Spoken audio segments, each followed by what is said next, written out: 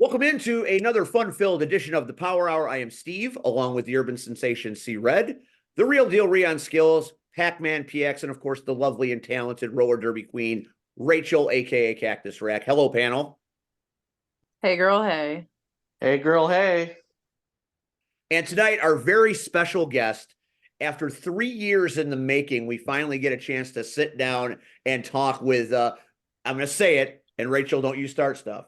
The OG boss lady, the icon. It is Brittani Houghtlen. Did I say that right? No, but you're very close. I watched a video you made for about a half hour trying to pronounce it properly. I'm like, I want to make sure I get that. I thought I had it, so correct me, please. It's Houghtlen. So Houghtlen. So I didn't hit the T hard enough. Yeah. I'll hit the T harder next time. It's Brittani Houghtlen tonight joining us. And are you in Texas now? Because I know you've got affiliations in Louisiana as well. Yeah. Well, I'm New Orleans is for my forever home, but I am now based in Dallas, Texas. Yeehaw. Because I fell in love and got married, and he resides in Dallas, Texas currently. And I was honestly getting a bunch of work after 2020. I got so much work in Texas because it was one of the first states to open back up when it came to professional wrestling. And so I was flying to Texas like every weekend to do shows. And once we started dating, I was like, oh, okay, we'll do the long distance thing. And then eventually I also got a really good day job offer for being a marketing director for social media and stuff like that. And so I made the jump and came to Texas. So it worked out. But New Orleans I lived in New Orleans for 13 years, and that is my forever home. My heart is in New Orleans still. And you ran a promotion in New Orleans, if I remember my history from. Now, I had a whole other line of questions 3 years ago, so I'm going back to some of those questions. And I know, is it Elevate Pro? Am I right?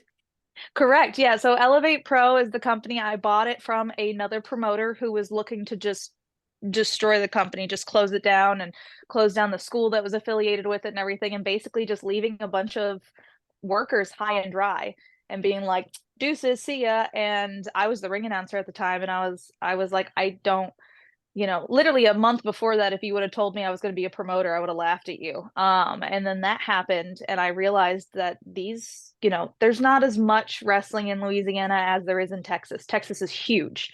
Texas has tons of different wrestling companies all over. And Louisiana has about 6 or 7 in the entirety of Louisiana. So around the area of New Orleans, there's like 2.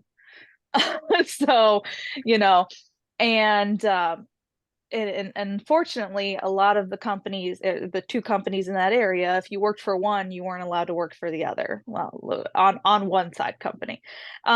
So it was like they had nowhere else to go.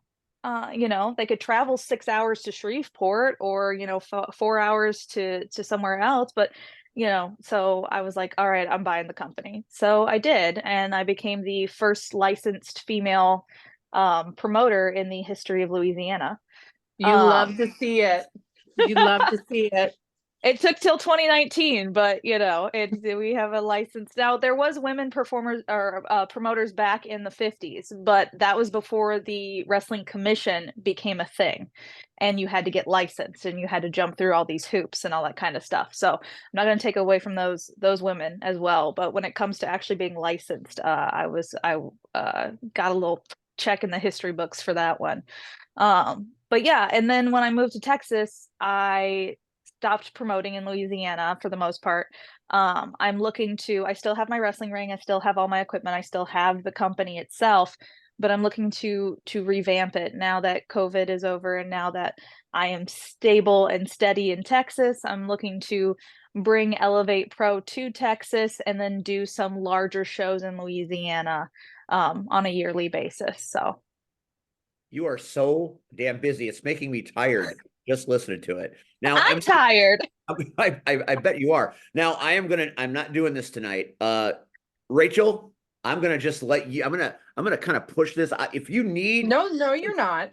I have 100 questions, but I want you to be a part of this because before the show was being taped, you had quite the rapport going, and we all want to see that rapport. Steven. She's like, ask your question, Steve. It's like my mom. Whenever she drops the Steve, calls my whole name, I know I'm in trouble. No, hey Steve, I'm gonna help you out with this. This is just because of the stuff that we all experienced at the same time. With all due respect, Rachel, Cactus Rack, Russian Blue, the report that you two showed in maybe 5 minutes, I'm pretty sure will just outshine anything that we could put together collectively. Like, I'm just being realistic. I'm smart enough to because know it happens. Keep a low profile and not outshine you, fine gentlemen. You just Outshine It has nothing to do. You want It the has rating. nothing to Just do with be the outshining. best. Shine away. By all means. By all means. Like, this is one of those times where I feel like you should, like, legit, like, just The based off first of what we women all wrestler experienced. promoter. Well, now that you're putting all the pressure on me, I'm getting nervous. Okay, then Yeah, how let about the Steve? let the girl relax. Like, Then okay, fair enough. Then how about Steve does his normal thing, and when you feel Steve, you comfortable ask enough, you questions jump in. and I will jump in when I'm ready, and Yeah, not, I don't have a little tummy ache Huh. because everyone's putting pressure on me. I understand. I just want to Fair make sure we're understanding. Thank you, Rian. Thank you, Rian. I do appreciate it. I wish I was recording the pre-taping situation, because that was wonderful. Yeah, Red, I know it was your idea, but I'm not gonna.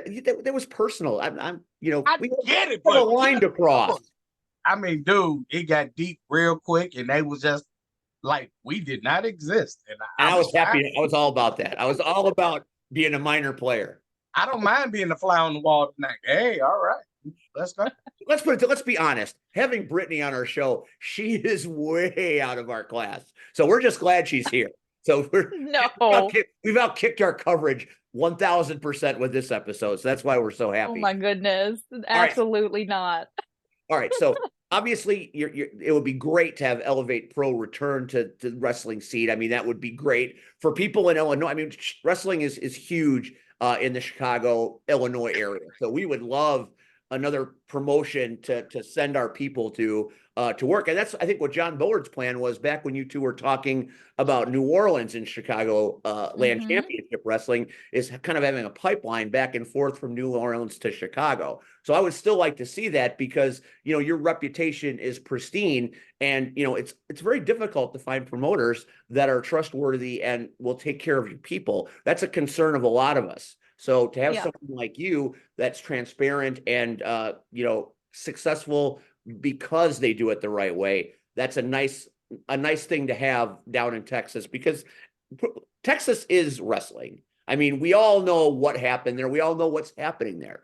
Dustin Rhodes, Booker T, the Von Erich saga, everything about wrestling that's right now comes from Texas in a great way. So the fact that you're down there getting ready to do your thing again, it's the perfect time and the perfect place. Right. Yeah. And I mean, like that, I see a beautiful picture of me and Book. Booker's one of my bosses. Booker T is my boss. Him and Queen Charmel are my bosses at Reality of Wrestling. I do commentary for Reality of Wrestling on a monthly basis, and I get to enjoy sitting under the learning tree of Booker T, which is just phenomenal. Sitting with him and going over the show and going through what he needs from the commentary, what he needs from the announcers, what makes sense when it comes to the overall production of the show, and he's super humble in the sense that he actually lets us throw out ideas. Like, if he can't figure something out, or if he's trying to figure out how a certain thing should work, we are allowed to speak up and throw ideas out. And sometimes he rolls with them, which is fantastic. It makes you feel good. It makes you feel like you're actually on that level with him when it comes to that kind of stuff. As a commentator, that speaks to me, because that's my primary function up here in Illinois. I do a lot of commentating for a couple of different promotions, and that's my favorite part about the places I work. They give me a lot of freedom to do and create what I feel like I need to. But when they need to when they need a point hammered home, they give me the notes that they want me to kind of cover, but they give me a lot of creative license, and it's very freeing on commentary to be able to go where I want to go. And that's part of what I love. It's the creative part of commentary. What about commentary do you love? I mean, that's the reason I got into professional wrestling itself, was I wanted to be part of telling the story. I didn't want to be a wrestler. I wanted to be somebody who helped further the story. I wanted to be the backstage interviewer, the announcer, the commentator. I wanted to help push everything and help grow the wrestlers, the companies, and just the story, because that was my favorite thing. I loved listening to commentary. I remember the first live show I ever went to for WWE, and I remember not being able to hear the commentary, and I was so angry. I was like, I don't like live shows because I can't hear the part that I enjoy the most, which is the commentary. So, it was one of those things of like, that's what I want to be a part of. And, I've lucked out in, Title Match Telly from Title Match Network. He was the first person to give me a shot on commentary. And then soon after that, Thunder Rosa made me lead for Mission Pro Wrestling. So I did Mission Pro Wrestling for a while. And then I got hired by Reality of Wrestling. And so, I do commentary for several other companies around Texas and around other states, and then do announcing. So I've stepped away from doing interviews. I don't do interviews nearly enough. I usually jump in if somebody really, really needs somebody last minute, if I'm already there for something else. But commentary is my main focus. I would love to do commentary with you at a show at some point. I think Yes. it's a great experience, because you have a very, that's something that I've noticed as I've been kind of researching and going through the notes. Your voice, the way you present yourself, the clarity of your speech, and the confidence. I think that is a forgotten thing. I mean, I work with a lot of commentators, and some of them are really good, some of them lack a little bit of confidence, and you can tell. But I like to be in a commentary team. I'm a commentary with Red, of course, who he is more confident and, certainly infinitely more gifted in this business than I. So it's easy to work with him. I like working in commentary teams where it's easy to feed off of one another. I bet you would be fun. Mm-hmm. Wouldn't she be fun to work with, Red? Oh, don't give me the stink eye. You want to work with Brittany too, for God. No, first of all, I would love to work with Brittany. Thank you. But Rocket Pro I love a Wrestling, three-man team, just FYI. Three-man teams are my favorite when it comes to that. Don't sit up here and stir no shit, because we got work to do in a few weeks. Yeah. We'll see how that worked out for me. I don't have a good feeling about that, but right. Don't have me. And I'm doing commentary. Yeah, just be nice. Just if I start bleeding, be nice. But that's a story for another time. Let's talk about grappling with social media. You're hosting a seminar now. Being in marketing, I mean and with your speaking voice and a command of the English language, obviously, and being kind of a social media maven. I mean, you're pretty. I mean, looking at your stuff, I mean, it's almost like you were made for social media. So tell us how you can help us grapple with social media. Well, so my day job is I'm a marketing director. I'm a marketing director for Benchmark Mortgage currently. Before that, I worked for magazines. I've worked for small businesses. I've worked for a dentist. Doing social media for a dentist is very, you have to have a strong stomach. That's for sure. You're filming a lot of people that are getting extractions. But yeah, so I mean, right now, currently I work with a bunch of loan officers and their realtor partners, and I make them sell houses and get loans. And if I can make that interesting, I figured that I should start doing that for wrestling, because, if I'm making loans exciting, I can, I can definitely make wrestling more exciting. And I also realized that the younger generation, as much as we think that they have a grasp on social media because they were raised in it, like I'm going to date myself. MySpace was a thing when I was in middle school, high school. Facebook wasn't a thing until I was in college. Like I'm an 80s baby. I'm 35. So like, I didn't start, I had AOL. I had AIM. I had AOL Instant Messenger. But you would think that the generation after me, after an elder millennial like myself, would have a grip on social media and how to utilize it. Oh my God, he's the best. I love Tom. He never let us down. um, but they don't. They know how to use it per se, but they don't know how to use it to their advantage when they are a business. And in wrestling, every wrestler is their own business. I don't care what companies you work for. You can call it an independent contractor, you can call it a worker, you can call it an entrepreneur. You are a business. You represent not only whatever companies you work for, but you represent yourself all around the globe. And so you have to start thinking about yourself as a business and start putting stuff out there in the forefront on social media that represents your business. You can't be going on there talking about, this, that, and the other when it comes to like your political opinion or, some kind of random, really offensive thing or, just some kind of, they're watching. Like wherever you're trying to go, whatever mountaintop you're trying to be, whether you're trying to get to WWE or AEW or New Japan or NWA or trying to just be a independent wrestler that works every weekend and makes a living doing the independent circuit, which is completely doable.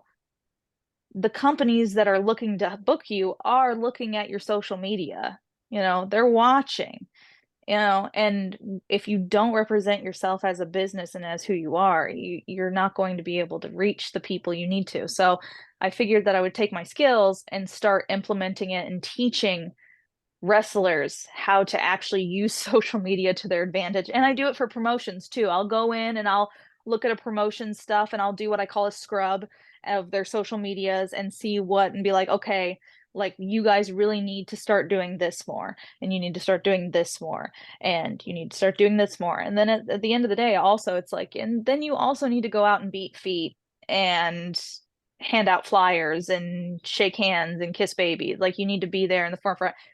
Physical outings is still a thing that you need to do, but social media, that's what I'm teaching is with grappling with social media. I've taught the class at the Cauliflower Alley Club for the CAC last year in Vegas. They had me come out and teach the class to a bunch of different promoters and wrestlers from all over the world. It was great. Jason Jones from Mid-States Wrestling sat in. Herb Simmons was there, sat in. Like a lot of promoters sat in from my class and was really interested in. JBL was even there. He sat in and listened to the class. Simbodi. It was all these people from all over the world just sat in and listened to my social media class. So it was really cool. And a lot of them took a lot away from it. And I actually, help a lot of people. I currently have, not only just my day job, but I have clientele. I work with some people that are in the WWE currently. I run their social medias and I help them, because, unless you're a large name in WWE, you are on your own when it comes to your social media work. And they're not taught the same way. They're the same way. So if I can teach the people before they get there, they'll be already ahead of the game. So you are saving wrestling one promotion, one social media post at a time, it sounds like. I'm trying. So I'm going to jump in really quickly. Sorry, I just had to run off, and they can tell you that my dogs like to jump in on the podcast sometimes. So I have to mute and get them out before it's just an opera in here. But like, is there like a piece of advice you're willing to give, like on just right now, give wrestlers just one piece of advice for something to do on their social media? Yes. So when it comes to social media, you need to engage with that. You always hear in analytics about engagement and this, that, and the other. Engagement isn't hearting or liking something. That is the lowest form.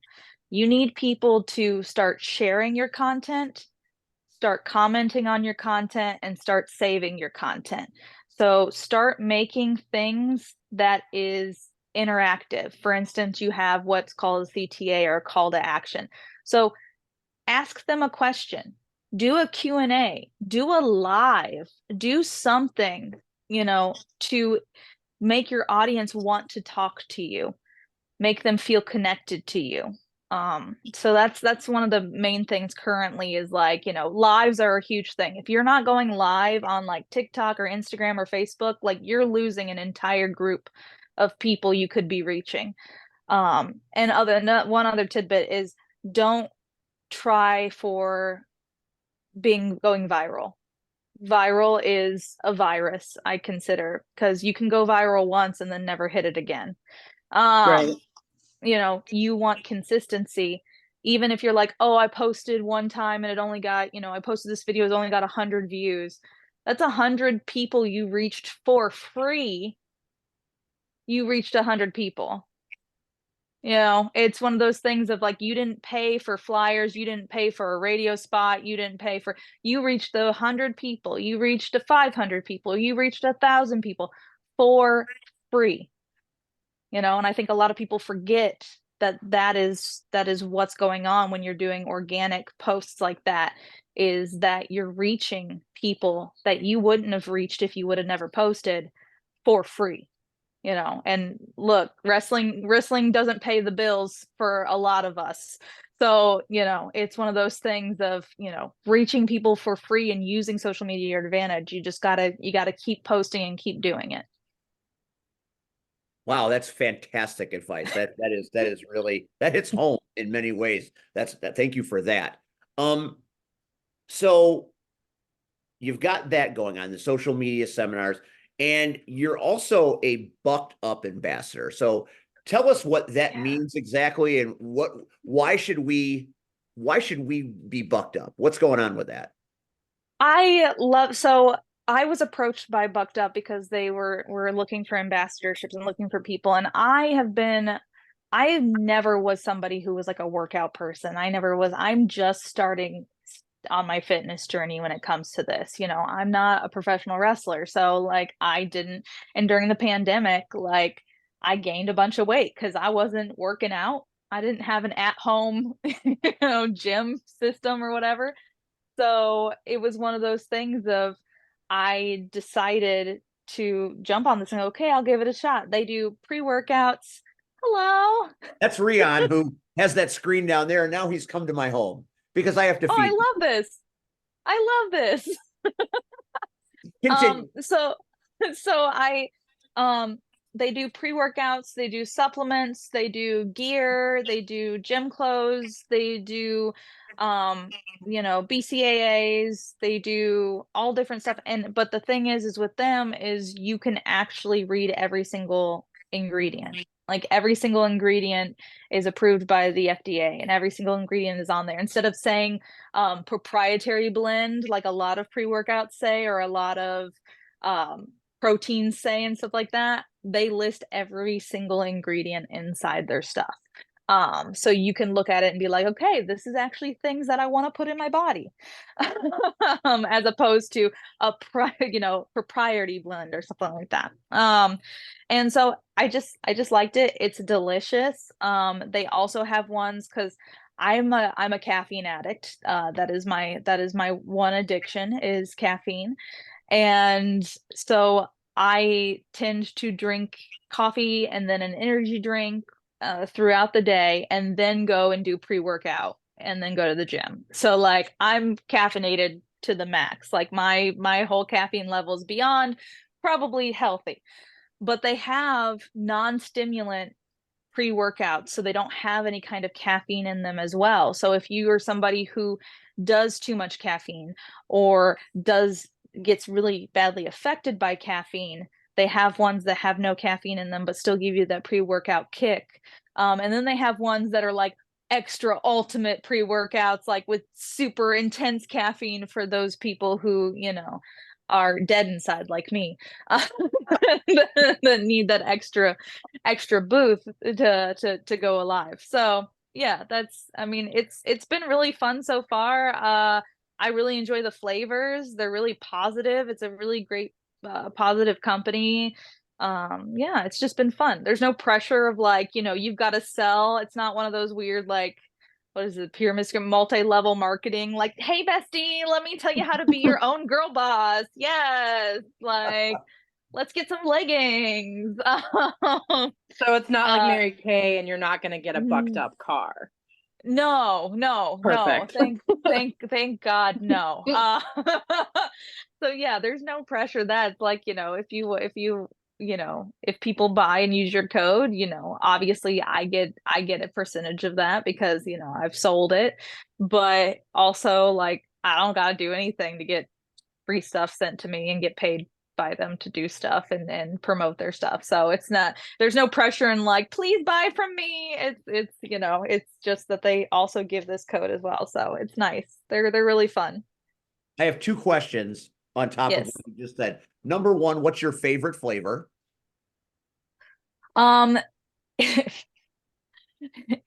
It's called Mother Bucker. And it's an extreme caffeine pre-workout. It's like a mixed berry flavor, but yeah, it's called Mother Bucker. That's a little bit of a wallop, does it? Like getting kicked in the head Yeah. by Oh yeah, it makes you tingly all over. Like I remember the first time I took it, I thought I was allergic to it because it makes you like tingle, like it like on fire tingle because it's burning. It's got like these fat, so it's like burning. So I was like, I like all of a sudden was like, oh my goodness, like I was waiting to break out into like a hives or something like that. I did not, and in my workout, that was the best workout I had ever done in my life. Like I was on the stairs, like just pouring sweat, like yeah. So yeah, no, it's So fantastic.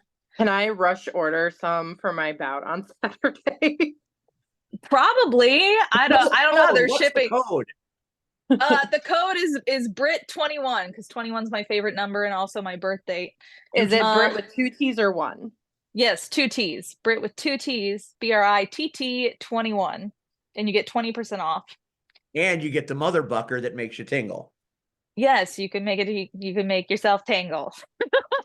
Pre-workout that doesn't affect you in some way like that, I consider to be bad, and I won't use it again.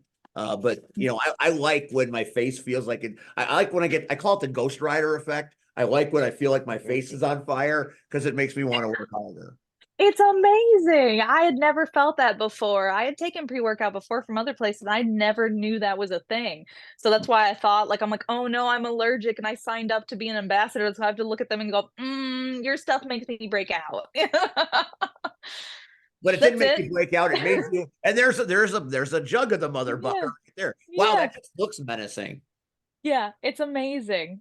It's so wonderful. And like I said, they're so sweet. They're like the whole company is like they're just such a good company. That is not how I look, incidentally, when I take pre-workout. I mean, that is exactly how you'll look if you take Mother Bucker. I don't even know how to ride a motorcycle, to be quite honest with you, but that's neither here nor there.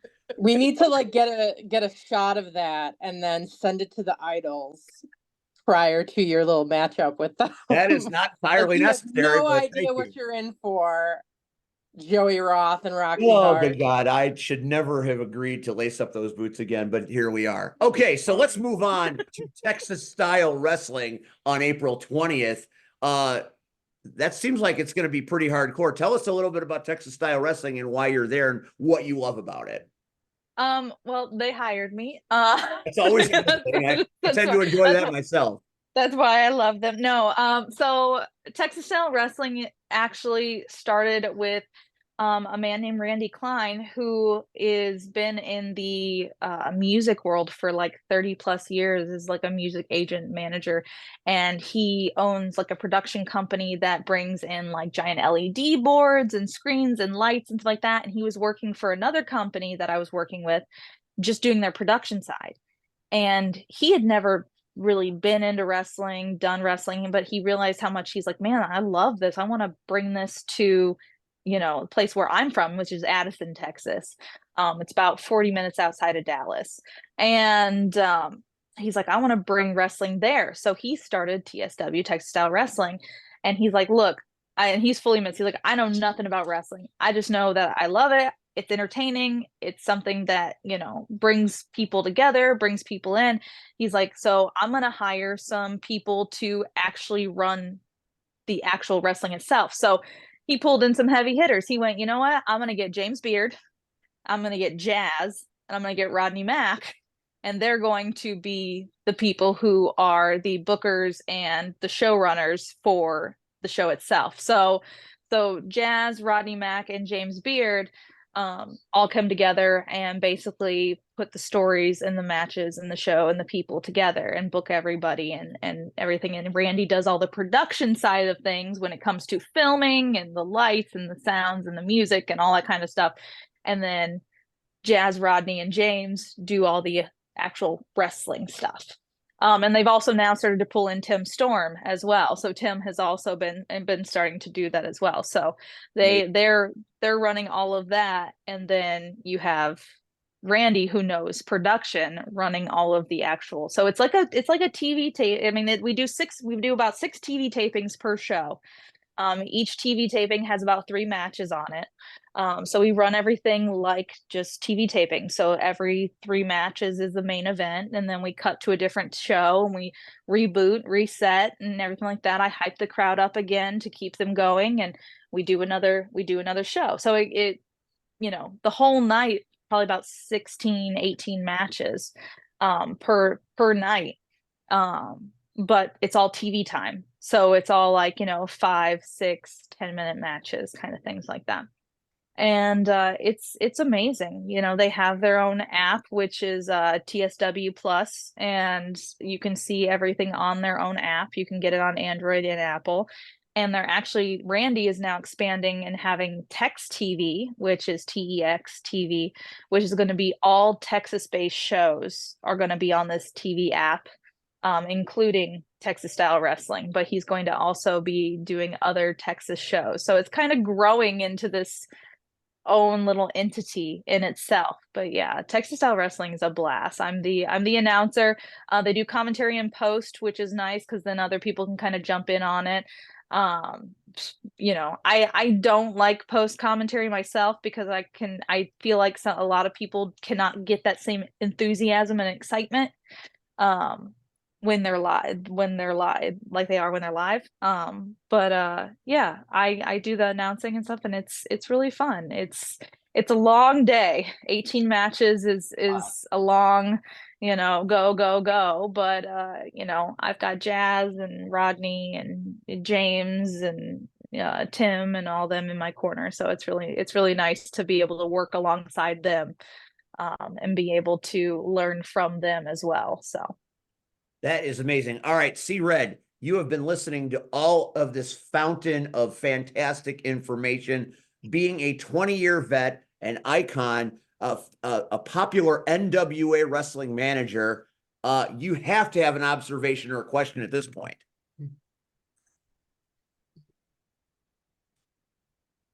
No?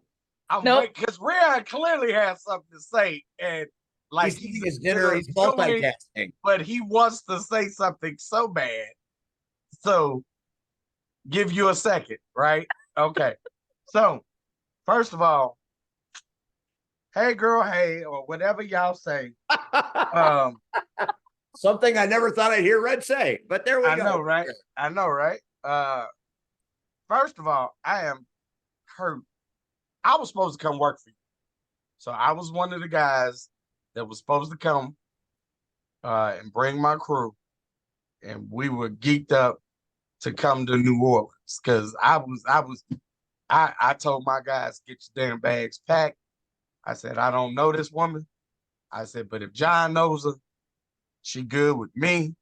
And I said, I said, but I don't drive, y'all. I only fly.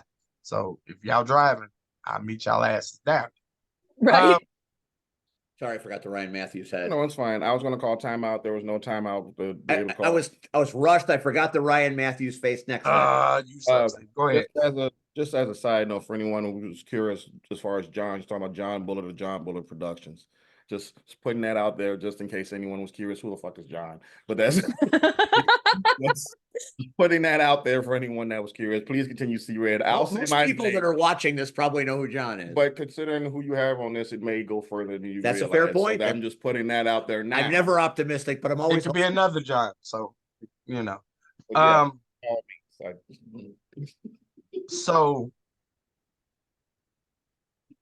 I am mind blown.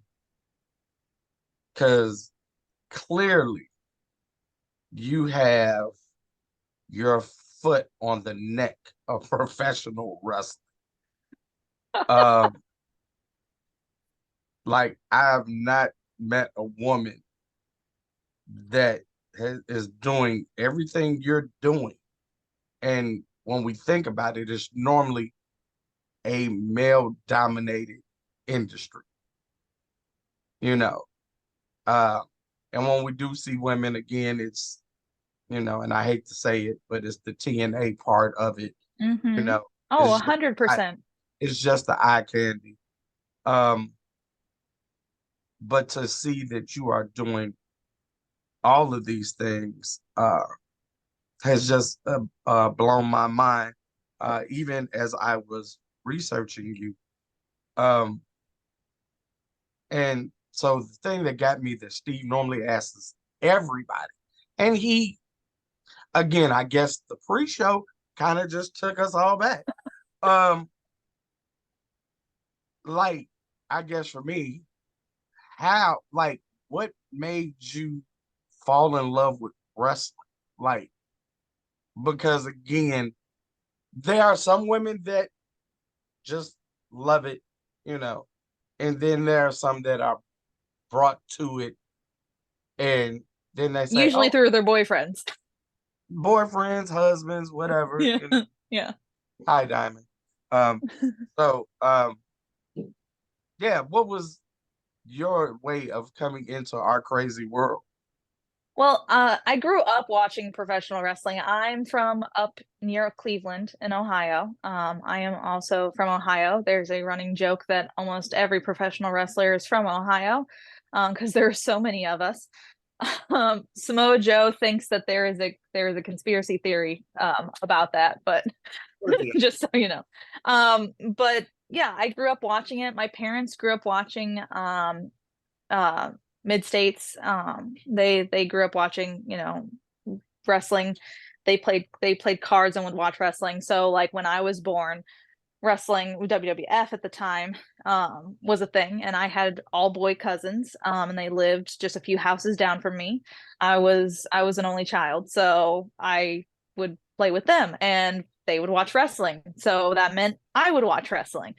And, they would do wrestling on the trampoline, which meant I would do wrestling on the trampoline with my mother yelling like for me not to get hurt. But, they would choke slam me off the trampoline onto the ground. And that was I consider that my first bump, because that was does not painful. feel great.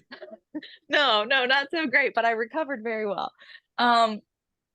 And so I grew up watching it, and I told my parents, I was like, I'm going to grow up and I'm going to become a wrestler. I'm going to move to Florida. That's when they started doing things like OVW was a thing and Florida was a thing. And I was like, when I turn 19, I'm going to move to Florida. I'm going to become a wrestler.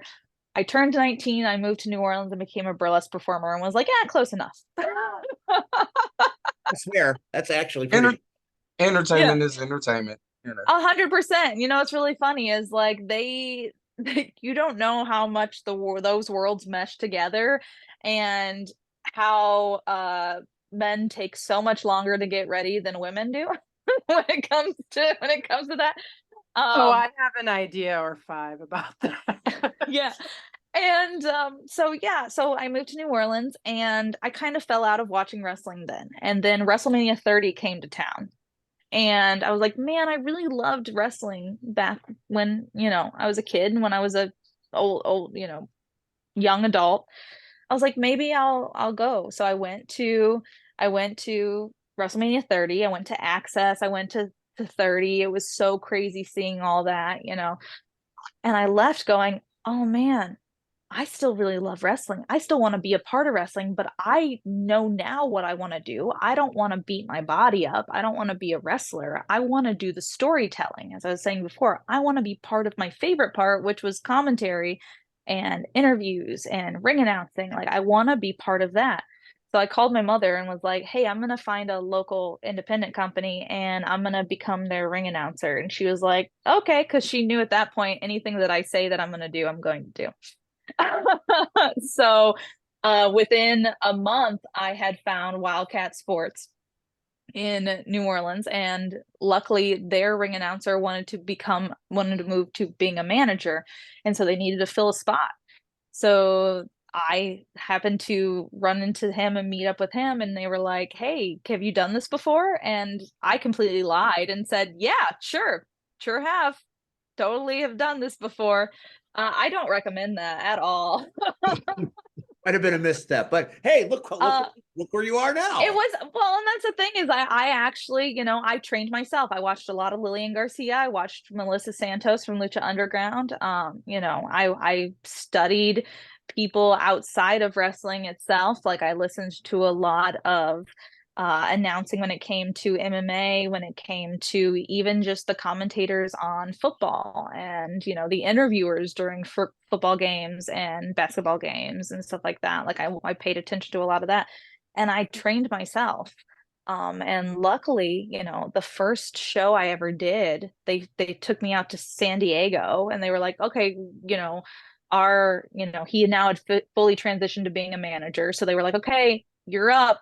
You're gonna do this show all by yourself in San Diego. Let's go. And Chavo Guerrero was on that show. And this was my first time. I was pacing back and forth. I was so nervous.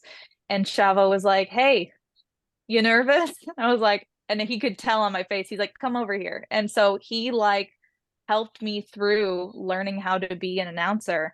And because, tell a phone, tell a friend, tell a wrestler. In the back, he 100%. told everybody about how I was, new to this. And Brian Kendrick was also there. And so he gave me pointers after the show. He listened to what I was doing and gave me pointers. And luckily he started working with Wildcat for several shows after that in New Orleans. So like each time he would give me some more pointers and more critiques, and so like I was really blessed to have people like Chavo, like Brian, Dr. Tom. I went to a seminar of his, and I was the only non-wrestler at the seminar. And he was doing a seminar before a show in Alabama, and he looked at me and he's like, "You're not a wrestler?" I'm like, "No." He's like, would you take a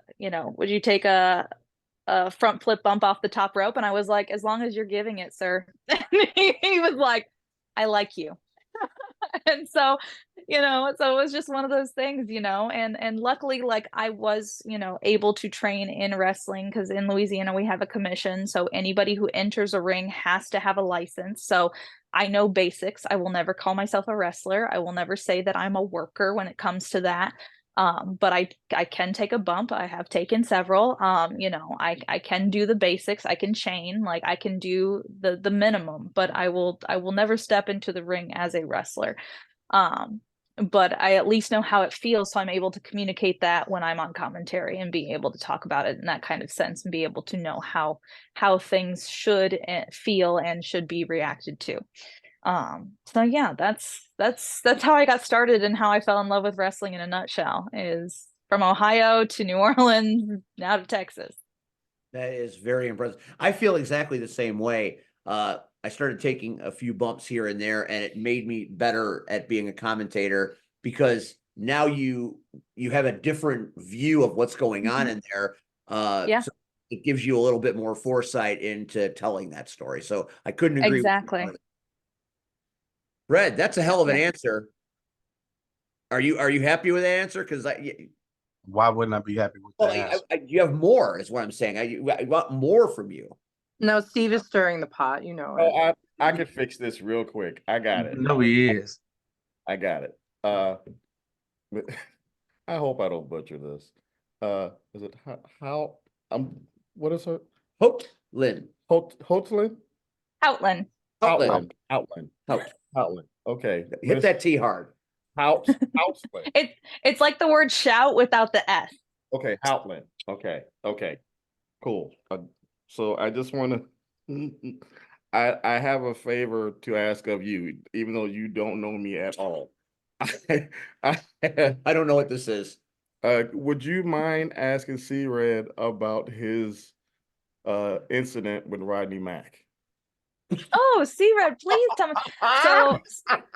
So my husband Nigel has managed Rodney Mack several times throughout his career. And so I would love to hear, because that's my uncle. Let me hear about your. As a side note, I wrestled Rodney Mack in 2017. So I'm not coming from a malice scenario when I put this out there. However, I am really glad that you asked Mr. C-Red about his incident with Rodney Mack. Oh, this is gonna be good. Go ahead, Red. You're in Hold deep. on, wait. Hold on. Here, I'll get a microphone. Here. Mr. C-Red, Yes, Brittany. how was your incident with Rodney Mack? It was bullshit. So, yo, uncle. So we have to set up the whole scenario. Here we go. And I just told this on a 4-hour interview. Yes, I know. That's where he got it. I was there. Oh, you were there. I was He there. was there. He was there. So anyway, I had to wrestle him afterwards. Rodney, I was there. Rodney, all of us worked for a company called LOW, League of Wrestlers. And Rodney and Jazz would at least twice a year come in and work with us. So this particular night, my stable, VIP, we were going after the heavyweight title that particular night. So Rodney had his money in the bank contract, so to speak, where he could, of course, cash it in at any time. So my guy, Rage, we beat down this guy, and the only table in the building that the building said we could use and we can break and destroy. We get it, we set it up, and Titan is what? 350? Yeah. 350, 6'8", maybe. And yes, without a shit. Yeah, they're legit 6'8", yeah. Yeah, so we lay him on the table. My guy, he's 5'9", probably 275. He jumps off the table, bumps off the guy. Table doesn't break. Titan doesn't fall through the table. That doesn't help. That doesn't help. I'll use this as the table, okay? This is the guy coming in. He's straight edge, and he bounces, goes underneath said table, and slides through. I'm like, you're telling them that's not what happened. That's not what happened. He hit it, didn't break, and he slid underneath shortly thereafter. Anyway, so we got to get to Rodney Mack. So we're trying to figure out, because we know, so we're beating down, like beating the big guy down. And Rodney brings out, now Rodney had brought, and it wasn't your husband, which I wish it was, because I'm sure he would have known. Come on, Red, be nice. We're already on the governor's shit list. Focus. I'm just saying, the guy was green as shit. Anyway, so Rodney and the guy comes out, and of course, Rodney gives us face punches. We sell him. I'm on the ground. The guy is stumping me with the point of his pointy shoe right in my ribs. You can tell he's never given a work kick before. So I decide I need to get away from him. I go under the chair.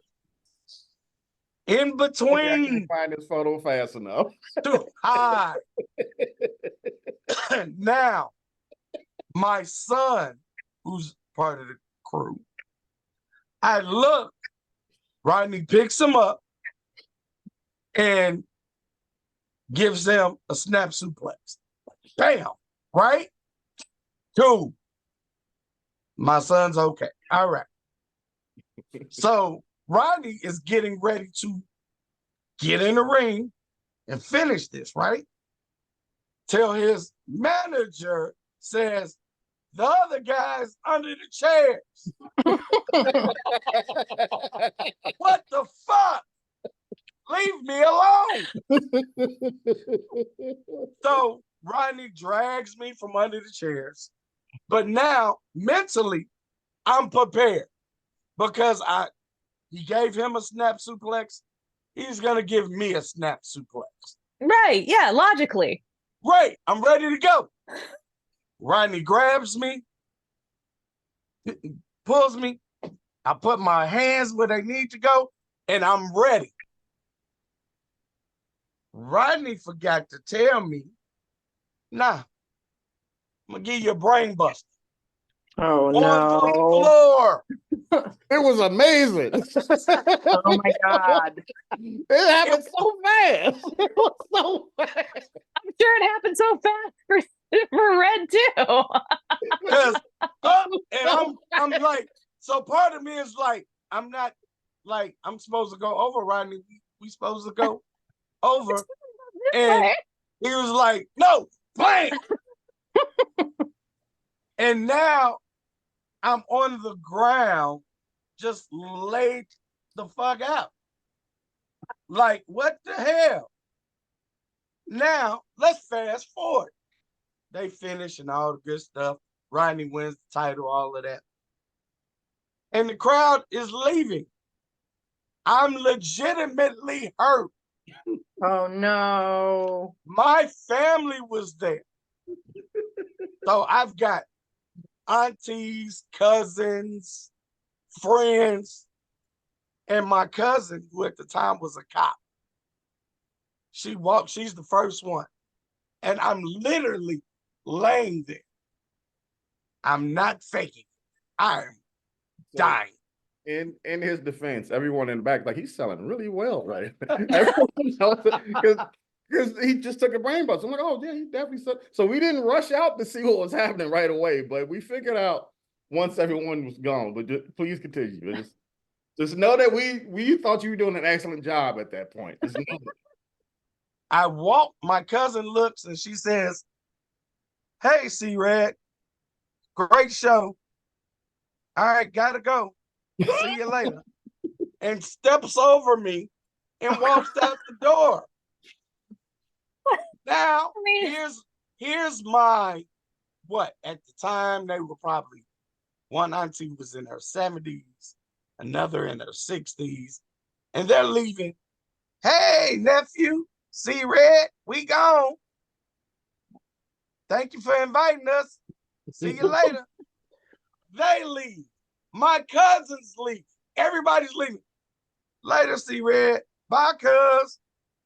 Nobody came to see what the fuck happened.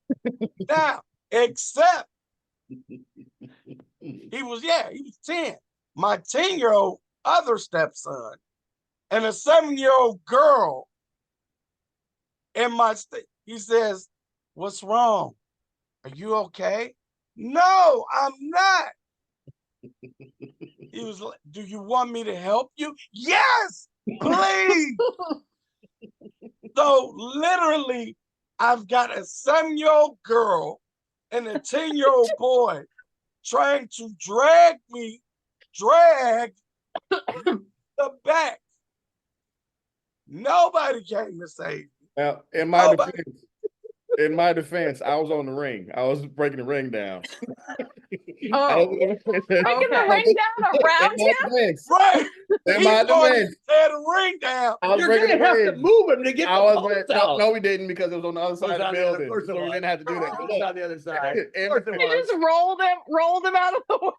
look, we thought Even he was if they selling. did that would have helped. But We thought he was selling. When you start taking down the ring, the sales is over. Hey, you can't just like walk over and be like, are you good? Like, you couldn't do that. Well, see, here's the thing. No. So Because To what me, was this doesn't happening. sound like a Rodney Mack problem. This sounds like your family problem because nobody. Yeah. You. It sounds like you need new friends and No. family, Red. I just My- want to make sure. Can't choose the family. Like, Choose that your was- friends, not the family. They told us No. to get the ring down, and that's what we did. So we went and did the ring first, and we just thought he was selling. So in our defense, we were doing as we were told. It wasn't like we didn't care. They told That's us true. to go and do That's the true. thing. Yeah. They Yeah. told us to do the thing, and he chose to lay down there. Now he didn't chose to get brain busted, but he chose to lay down there. He could have eventually rolled over. If he was able to stand up, he could have casually rolled over to the side and it would have been fine. That's not on us. We were told to do the ring, and that's what we did. We did the ring. We checked after. But at the time, they told us to do the ring, so that's what we did. I funny, check half on after the show. everybody. I check on so like if something happens where and even if it's something that's supposed to happen and does awry, like I check on everybody. Like I remember one time Anthony Andrews was in a 6-man ladder match for a title, and oh goodness, who was it? Hammerstone, Alexander Hammerstone.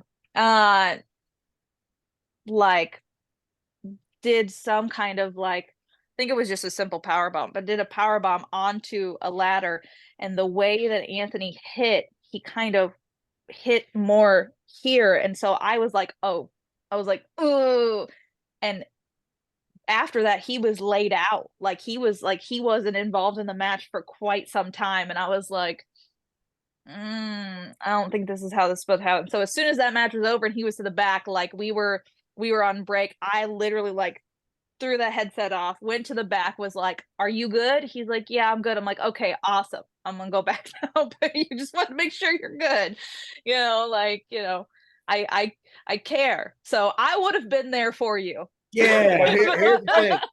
Here's the thing. Yeah, Red already knows I would have been there. Here's the thing. And this is gonna sound really crazy. It was a clean bump. He took it well. Like it wasn't like it was like what you described seemed like a mishap. It was a clean bump. So we just figured he was like, oh, okay, he's fine. He just because prior to that, I had taken a bump. I had taken a suplex on the floor. So Now, I it's like, will say, if you would have been there and you would have been quote unquote selling, like I also, because the promoter minded me, I would have came up to you and been like, "Hey, that's enough. Get your ass to the back." and then you would have been like, "I'm hurt," and then I would have been like, "Oh, okay, let's get somebody." So I would have checked on you regardless. right. But it was after But the show. It was the promoter couldn't because he was involved in the match. So he was the one that bounced off the table and slid whatever. It was like, See? okay. That's why you get you a promoter that's not a worker. And that's one to grow on. Well, I tell you what, ain't that many in Chicago that ain't. So, Fair. That's 100. That's yeah. but I Yeah. will say, You're uh, right. Jazz and Rodney, and me and Rodney seen each other recently. And it's funny because now he look, hey, little bro, you good? I'm good, Rod. I'm good. Just He's still stay away kicking from me. from back then. Just stay away from me. You know. Don't worry, I'll check on you again when you see this. He'll check on you again. No. Don't worry about it. He will definitely check on you after this. But I am just in awe, and you're so blessed to be around all these people to help you grow in this industry. 100%. You know, so trust me, I am on sabbatical right now. But trust me, if you decide, I have to lace my boots this weekend. So I will that sit was down. working out. Well, that was a real quick sabbatical. No, this We had weekend this is- whole is- thing in December. There were This- parades. See Reds going out of the ring. There was shows. There were on. literal tears everything. shed. You do realize, like, in professional wrestling, just so like you retire at least 4 times. He's that too. Yeah, that's two for Red. Yeah, yeah. really No, didn't you go got good at you still all. got Ask 2 more. Mark You still Rocket got 2 about more. Definitely. And thank you, Brittany, for that clarification. Nah. Y'all take that in y'all pipe and smoke. Well, easy now. Hey, settle down there, sir. You're talking about blessings and being blessed in this with all the great people you work with. You are fortunate enough to have found love in wrestling with my new friend, the governor, Nigel Rabbit. Take us. How did that happen? I've seen wrestling romances come and wrestling romances go, but you guys have been around for a minute. So take us through how is it that you have been successful in marriage in the ring? Because that's a tight rope. Oh, it really is. It's one of those things you hear always the horror stories about it, or you have people basically saying like, if you're gonna get married or find love or whatever, don't marry a worker, don't marry in the business, because a lot of things can happen, whether it's jealousy because one of you reaches more success than the other or perceived success than the other, or it can be not unfaithfulness. It can be just the amount of pressure when it comes to having two people in the entertainment world constantly going and this and that. Currently right now he's in Orlando right now. Like, he's not even here. Like, I pick him up from the airport tonight. So it's just one of those things of like constantly go, go, go, go, go. And I think what works for us is that we have a really open communication. We have boundaries and we have a wonderful schedule when it comes to a joint schedule. So we know where each other is. So there's no miscommunication of like, oh, wait, you're going to be gone that whole weekend. But like, I was hoping that we'd spend time together. We also understand, and I'm blessed to find him because I've failed in many other relationships before this. I've been an entertainer since I was 19. I've been in the entertainment industry since, even before my 20s. So like, I've grown up with knowing that you've got to leave at a moment's notice, or you could get booked on a show tomorrow, or you could go on a tour for a month. You can get called and pulled into so many directions, and you've got to make that decision right then and there and go, love you, bye.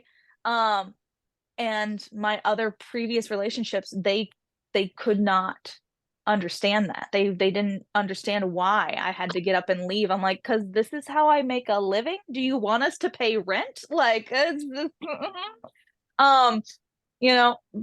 but Nigel understands that, he's part of the entertainment world as well, and so he gets it. And like I said, like, do we miss each other when we're not on shows together? Yes, but we also try to make it, so many people book us as a team. Like, they book us together because we'll do commentary together, or he'll manage and I'll ring announce, or, oh, it's him hugging Winnie the Pooh. We went to Disney. It was great. Took her right out of the zone. She had the answer. She was right on it, and you took her right out of that zone. All it took was like, Pooh. I want you to pull up actual pictures of Nigel Rabbit himself, because that's the Nigel Rabbit that I see. The Nigel Rabbit everybody else sees is a man who beats people with a cricket bat. Like, that's that's the Nigel Rabbit everybody else There sees. he Yeah, is. that one. There's the guy. And so it's just one of those things of, we understand. We've talked about what we would do when we have kids one day. It's like that, basically just bring them along until they can work. Like it's one of those things. Tag teams to build. Yeah, and so it's one of those things of like, that's how we found. We actually, we've known each other for so long, for many years in wrestling, but we never actually started having a line of chatting until 2020, when I started working shows for SWE in Texas, and we finally actually met. And he actually was really funny, as he was introducing himself to me to try to get a booking when I opened back up Elevate Pro. And I kind of big leagued him, honestly. I was like, yeah, of course, yeah, sure. But then we started talking. We met again on the balcony that night. We started talking, but we had our masks on, so all you could see was my eyes, and like, that's all. And like, he instantly fell, is what he said. He fell instantly, and he knew he was in trouble. And so we kept talking, and so we started doing long distance relationship, and then it just kind of grew from there. So we found love in the time of COVID, which was nice. And, and like I said, I think doing the long distance there for a while was even better for us, because it kind of made it so that when we are apart from each other, we're okay with that. Like, I mean, that's a good lesson to learn. I mean, we talk about all the negatives that came out of COVID, few and far between are the positives, but they're out there. Yeah. So you got married, and it was, I Yes. believe it was, if I read the room and the pictures that I saw, right, looks like it was not a grandiose, it was a kind of a small wedding. Am I?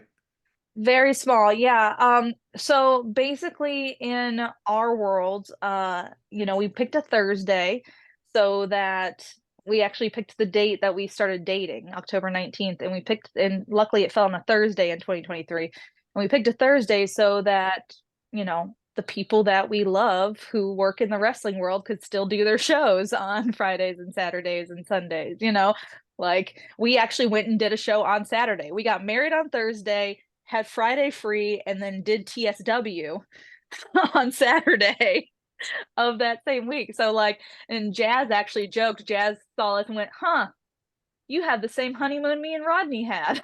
Went right back to work, and she was like, matter of fact, we still haven't had a honeymoon. And Rodney just looked at me like, you just got me in I was like, That's called collateral damage. Fair. Yeah. But it was just one of those things of we wanted to keep it small and intimate, because he's been in the business for 15 years. I had been in the business at that time for 8 years, and so many fans and acquaintances wanted to be a part of the wedding. And I don't know if y'all have had a wedding, but they're expensive. Yeah. And we were paying for it ourselves. So it was one of those things of we're gonna keep it small and intimate, but we did have an after party literally after. So we did a wedding and a reception for our guests in the daytime. And then that night we went to an open aired venue that a friend of ours owns, with a bunch of restaurants that are connected to it. So if people were hungry or wanted to drink, they could buy stuff there and support our friends who own the place. And that one was open. So that one was fans, acquaintances, friends who couldn't make the wedding, everybody can come. So we did that afterwards. So that was more of a bigger to do when it came to that, was having everybody out for that. So yeah, we had the wedding, and then we had the after party. And then everybody else who couldn't come, we were like, come to the wrestling show on Saturday. We'll see you there. Buy a ticket, buy some merch while you're there. Exactly. Support the honeymoon fund. Put butts in seats. So funny you mentioned the honeymoon fund. Now we want to talk about the honeymoon registry. So we see it online. So we can go and buy you gifts. So talk about that a little bit. Well, so we want to do a honeymoon in Disney. And before recently, when he, had a stint in Orlando for a week for work, and we got tickets to Disney for a few days. I'd never been to Disney before. He had been several times, but I'd never been to Disney before. So we did a little toe in the water kind of thing, but we want to have our actual honeymoon in Disney World. And do stay at the resorts, do all the fancy, do the big things, actually do the things. So we set up a honeymoon registry for Disney, where you can buy can either give us gifts for meal plans, or for different activities, or for our hotel and stuff like that. And there's all different price points that you can give and stuff like that. But yeah, so that's our thing. We don't need stuff. I'm a very minimalist person. When I moved to Texas, I moved with just what fit in my Kia Soul. That's it. That's all I had, was that I just moved with that. I'm a very minimalist person. I will purge stuff so quickly and be like, do I need this? Nope. Do I use this? Nope. He's the opposite. that can make for some interesting weekends. Think so. Yeah, so like I'm the one who like purges a lot of things. The only thing I've never gotten rid of is like all these wrestling books are mine. Like a lot of this like this the my wrestling stuff is I keep, but I will get rid of everything else so quickly and just nope, gone. So we don't need stuff. We don't need kitchen appliances. We don't need, we don't own our own home yet. So that's the next goal. But we want, to actually have something fun. So everything goes towards the honeymoon when it comes to that. So, oh yeah, there it is. So Took a minute. it's on social media, so you guys can go out there and contribute to the Brittany and Nigel honeymoon registry. The Power Hour is going to get together, and we're going to send you a little something for joining us tonight.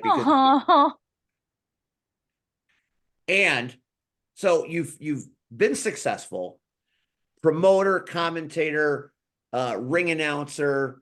You're doing very well. You found love. You've got a plan, houses, kids, all these things. So you are rolling right now, living your best life. What does Brittany want from wrestling moving forward? Oh my goodness. Oh, hitting deep there. I think what I want from wrestling is I want to not necessarily quote unquote hit a major company, but I would love to get another shot at a major company. I've had a tryout with NXT. I've had a tryout for WWE back in 2021. And the interview process is brutal. I was not prepared in the slightest for it. I'm so happy that they let me, that they flew me out there. They put me up in a hotel. I was there for 2 days. Like I shadowed Alicia Taylor for an entire NXT taping. I learned so much. Shawn Michaels came up to me and introduced himself to me like, "Hi, I'm Shawn Michaels." Like I don't know who he is. I'm like, okay, cool. I got to work with Road Dogg and Fit Finley, and like, just it was such an amazing time. And that's when I learned about so that was Samoa Joe was still there because it was in 2021. Samoa Joe was still there, and he asked me where I was from, and I said Ohio, near Cleveland, and he went, "Oh, you'll fit right in." He's like, "I think that there's an Ohio wrestling Illuminati that goes on." Because at that point you had Johnny Gargano, Vic Joseph, you had like so many people from Ohio that were like interlocked in NXT. He's like, "You'll fit right in." But it's one of those things of the interview process is intense, and that was the first time I'd ever experienced it. And even if I would have gotten it, I would have had to move to Orlando. Literally, they were going to make the decision on the following Monday. Once they sent it to the higher ups, and if I was chosen, I would have had to been moved there by Thursday. Oh wow. Yeah. That's Monday, Thursday.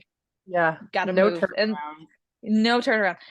And it was for live like travel and stuff like that. And I think I would have already been let go if I would have done that now. I personally think that I was not prepared and I was not ready at that time, and I would have probably already been let go because I wouldn't have been able to keep up and wouldn't have been able to keep that going. So I'm very happy that I had the experience, and now I know going into a tryout and going into in the interview process that they have, how grueling and how like on the spot it is, and how like intense. Like, all right, it's you got to memorize, like they give you a list of 20 wrestlers to memorize their stats on, and then they just throw out random names and random stipulations, and you have to announce right then and there, like all of that. They make you do a 30-second social media bump, like you've got to come up with it off the top of your head. They give you like the context, and then they go, "Okay, go." And they, you got to talk to a crowd of people in an empty arena and pretend that it's, a different place and a different time, and, engage with people who are not there. You have to do an interview segment with somebody who is not there. You have to do all of this stuff on the spot, and they're filming you. They're just like, all right, go. You know, you have a microphone that doesn't work, so you have to project your voice like the microphone's on. You know, Wow. like it's all these things, and like I wouldn't have been prepared to do that for sure, 100%. So I want to give it another go. I want another shot. I think that's what I want out of wrestling, is another shot about that, or something with like an AEW or something with an NWA. Like I would love to work in that. And I would love to also, you know, so many of these companies are needing, or I see, you know, stuff for them needing social media and needing marketers and needing stuff like that. Like I would love to do something like that with them as well. You would fit in perfectly at NWA, right, C-Red? I agree. Brittany, you are a dynamo. This has been so enjoyable for us because you are so animated and so well spoken, and you convey your thoughts and feelings with passion. It is a joy to have you on this show, and we have now kept you for almost an hour and a half. So we appreciate you going over the allotted time, and we know you have to pick up Nigel at the airport, and we've already pissed off the governor, so we don't want to keep deeper. No, you did. You I was gonna say, yeah, no, yeah. All I did was forget a damn apostrophe, but that's neither here nor there. Before we let you go, I'm going back to Rachel because there's got to be something else from you, Rachel. Hey, let Rachel give her the roses. Yeah, let her do the rose. Yeah, Rachel, why don't you give this this Okay, then I person will. some hope. I will give her the roses. So first of all, like over the course of this, I've literally been in a mind fuck because not only do you look like my friend, but you sound like her and you laugh like her. I literally texted her like while we were doing this, like, do you have relatives in Ohio? Like, I need to know. But she's like from Maryland, like Baltimore area, but like the inflections are the same. It is wild. So I'm already like biased towards you because you remind me of her so much. But like on your own, like I think you are incredible. It has been like lovely sitting here and like listening to you talk. And I love seeing other women that are also like very into wrestling and like making a name for themselves in wrestling. I have done commentary with Steve and I have done commentary with C-Red, and I have even roped Rion into doing commentary with me when he was supposed to be reffing. So like I have a little bit of some firsthand knowledge of like how daunting it can be, especially to go in there and say, I've totally done this. No, I haven't. And then just kick it off from there. So I think you are very impressive. Your style is absolutely fantastic. I literally have the same pair of boots, cowboy boots, just a lower cut as in this picture. I promise this is not like pure narcissism on my part where I'm like, you're so much like me. Like you're really just so Love fucking it. cool. And like I cannot wait to see what you do. I think WWE would be remiss not to hire you at some point in the future, or whatever big name pops up. It has been so awesome talking to you and a pleasure to meet you. Oh, thank you. That's so wonderful. Thank you. Welcome. I'm Brittany- not as good at the flowers as C-Red, but Oh, that was great, Rachel. That was right. Yeah, that Very was good. wonderful. That's what Very makes it special. Brittany, it was worth the wait. It was Yes. worth the 3 years because you've blown our socks off, and we can't thank you enough for taking time out to visit with us. I hope you'll come back again and visit with us down the road because we had a good Yeah. time with you. Anytime that I'm available, which will probably be in another 3 years, but That's okay. If we're still doing it 3 years, we're going to hold you to that. you will be doing it from 3 years from now. I can guarantee you will Knock still on be wood. doing this. I would indeed. Ladies and gentlemen, Brittany, you can see her in Texas. Elevate Pro, hopefully coming back pretty soon.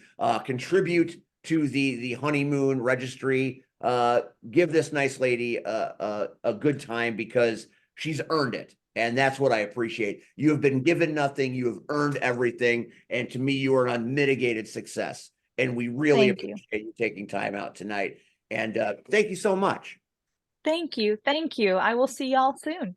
We're going to let Brittany go. Go get Nigel and tell him I did remember the apostrophe this time. I will let him know. Yeah, no. All right, that's Brittany. We're gonna say goodbye. Good night, Bye. Brittany. Thank you. Bye. Bye. Oh God. There we go. Oh, my dog decided to say bye too. I don't know if you all heard Indeed, Bruce just indeed. now. Yeah. Oh, that was fun, right? Don't all Yes. Very. at once. Did Yeah. anyone pretend that? Did anyone behave as if it wasn't? No, I want to hear thoughts. I mean, I thought that was Are wonderful. you negging us, Steve? Maybe just a little. I just want to, Yeah. she's gone now, but we have a lot of guests. We do this every week, and we have guests every week. Some guests are really good. Some guests are a little quiet. Some guests are this, that, and the other thing.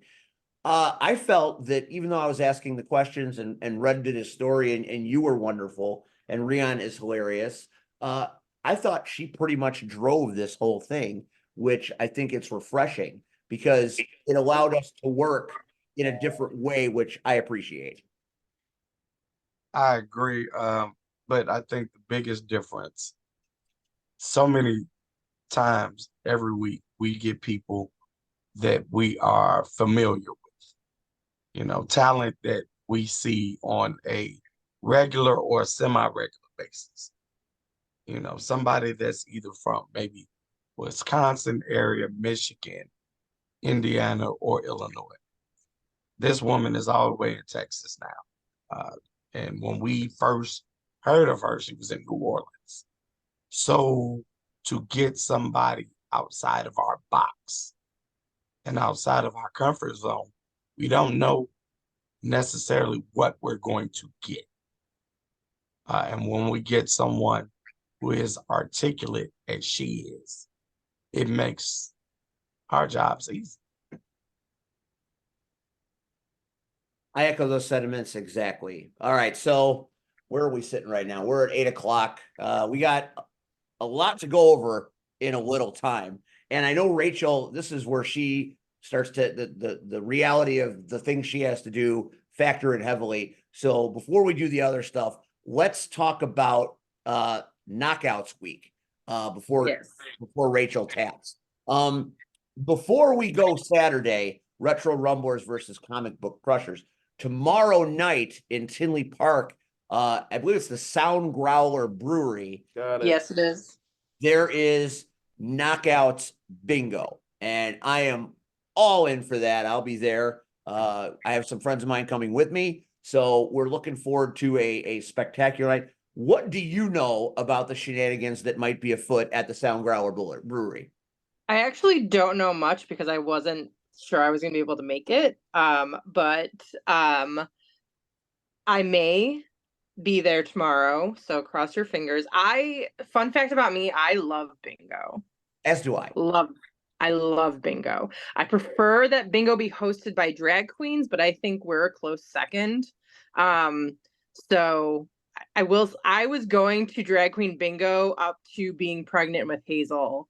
So like every Monday night. And then I started again when she was a little bit older. It's not quite the same without a drag queen. I just have to be, but we're pretty close. And I believe we're going to be on skates. I think we're clearing some stuff up about that right now. And so I think that if you A, love bingo, B, love roller skating, C, love over the top characters mixed in with your beer and your bingo, you should be there tomorrow night.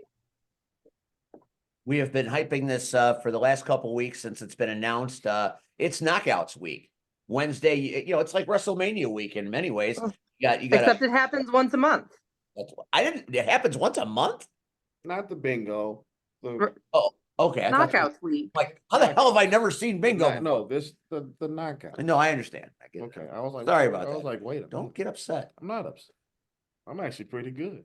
Okay, I'm glad to hear that. This Saturday, the Retro Rumblers and the Comic Book Crushers make their 2024's debut. Obviously, the last show, the Haunters and the Punk Rock Punishers went to war in ways we have never seen at roller derby before. What do you look forward to about these two teams going at it? So before that, what is the phrase that children use these days? Let me talk my shit. So last year, the Haunters won the championship last season. And as you all know, and as anyone who listens to the podcast actively knows, that while the Haunters is my second team, the Comic Book Crushers is and has always been my main team. And last year is, I believe, the first year that we didn't win. And I don't know, I just, maybe it's because I was out having multiple surgeries, and my body was betraying me. I was not able to be there. And I don't think it all comes down to one person, but I do think that an important cog in the machine was missing. And the dynamic that the team has been used to got thrown off. And I think on Saturday, now that I'm back and I have one bout under my belt to get back into the swing of things, that the punk rock Punishers aren't going to know what hit them. May I interject one quick thing, if possible, based on what You may. Okay. So from last year, I can say that it was very, very offensive as far as the scoring is concerned. There were a lot of injuries that took place throughout the year, whereas this is the first time I think that everyone has gotten back almost to full strength. And you can see it from the last bout. It was one of the most physical bouts that they had. It was a car crash, a roller derby car crash. Couldn't look away. And just because of that alone, I feel like the dynamic has changed drastically with you being absolutely back into it, especially with there being more blocker oriented. I feel like this potentially could be another car crash times 10. Like it is just from what I've seen, just because last year was very, very, very offense heavy. But there were a lot of things that were happening in the back. mean, the last bout was very offense heavy. Until it wasn't. Until it wasn't. And that's what until it wasn't, because we had like 5 injuries. Right, like you guys, like that's what I'm Yeah. saying. Like it's a little bit different now because Yeah. it's different strategies, different everything. So it is be interesting to see how this particular setup works, especially just the lineups that I've personally seen. I'm curious to see how this is going to play out accordingly. Invaders. Yeah, I think something that we've realized over the last couple of months is that we have, in a sense, outgrown our space. And not in the sense that it's beneath us or anything, but in the sense that we have leveled up so much in our playing style that there isn't enough room to contain our playing style, and that is leading to injuries because we are going, and not just injuries, but a lot of harder hits. A lot of moments where we kind of have to step back and say, okay, how do we avoid that happening again? Because we have been working and working and working for a couple of years now and getting stronger, faster, hitting harder. And now we've reached a point where the walls aren't going to move. They're not going anywhere. So I think once we get the bank track set up, the strategies that you're seeing now are going to be like, it's just a stepping stone to what it's going to be like when we have the space and the capacity to continue to level up from where we are right now. I mean, strategy wise, I think both teams are developing pretty different strategies from what you may have seen in the last couple of years, especially because we have so many jammers now. There was a period where we didn't have a lot of jammers because jamming fucking sucks. Like, it's hard. What'd you say, Rian? I agree. Just based on things that I've seen, it's rough. I was a Wifsida jammer for like my last season there, and that was hard. Just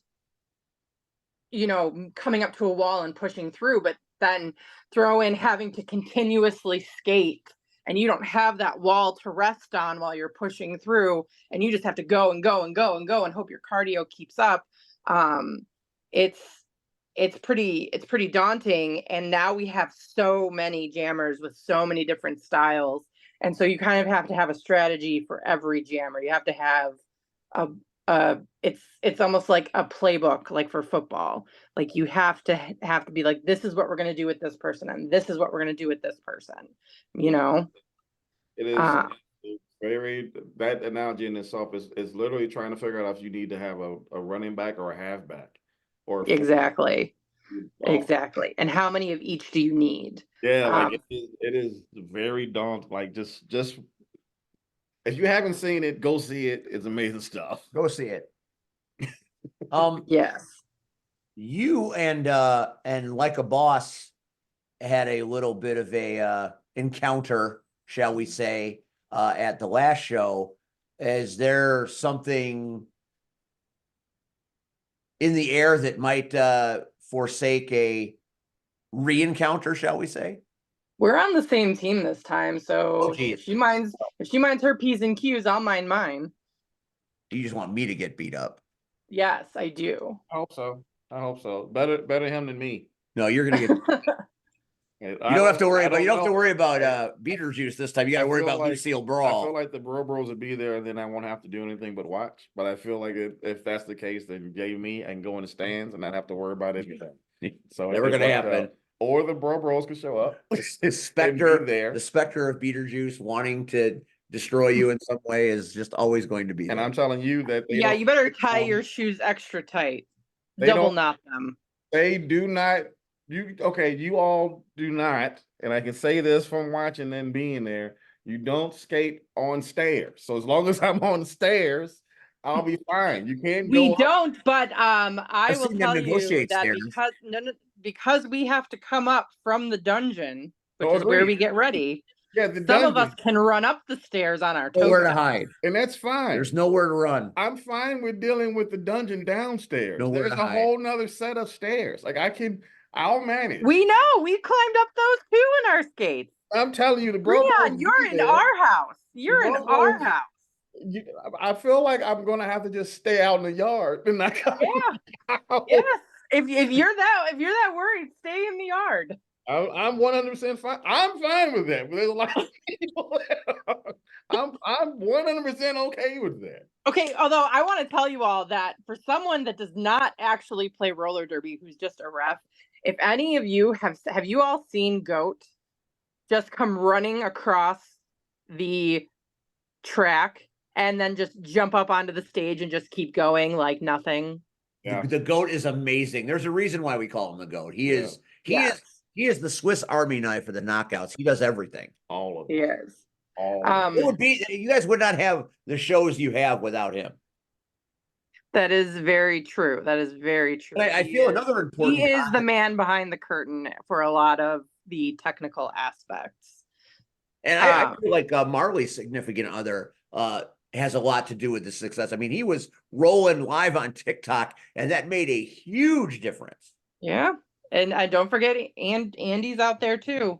Rod Daddy, no doubt about it. There are a lot of people that work hard each and every Saturday that the knockouts have about that are elevating this product where I know it's going. So it's a team effort, it's a family, and it's amazing. And you can't hide on the stairs. Okay. You No. And I do want to bring the focus back to me for a moment. So this is my first bout back as Russian Blue, and I am debuting a new look this weekend. And not just for aesthetics sake, but for the sake of practicality, which is a word that I hate, but I am tired of being terrified that my romper is going to give out on me in the middle of a jam. So I've decided to go full cat suit. No buttons. Okay. No buttons. There's no room for error here. None. So a lot on the line no there. more wardrobe malfunctions. No more jokes. It's over. Where's Justin Timberlake when we need him? Fair. So, but I'm very excited for the new look. Like I was saying before we started recording to Brittany, I was hot gluing acrylic nails onto opera gloves last night to complete my cat look. I did burn the shit out of my thumb. So I couldn't think of any good way to do it except to put the gloves on Oh my God. to maintain the form Jesus Christ. that I needed, and then apply the nails. So the fact that I only burned one finger, I'm not mad at it. And you're fairly lucky because that could have been a disaster. That is. Yes. So, but yeah, be there or be square tomorrow. Be there for bingo. Be there on Saturday for the bout. And I'm gonna say that for wrestling to be what it is, I have come across comments from people adjacent to wrestling mocking what we do. Who? Don't worry about it. Just Different conversation for a different time. just know that they exist. And I'll find you. I just like, to those naysayers, for one, how dare you when you do gymnastics in your underwear anyway? And for two, and yeah, I said that. And for two, like, you have no fucking clue how fucking hard we work and how much time and effort goes into this. And like, I still fucking dare any one of them to put on some skates and get on the track with us. Falls in the avenue of fuck around and find out. Yeah. Fuck around, find out, get fucked. At least, and not in a good way. And not in the good way.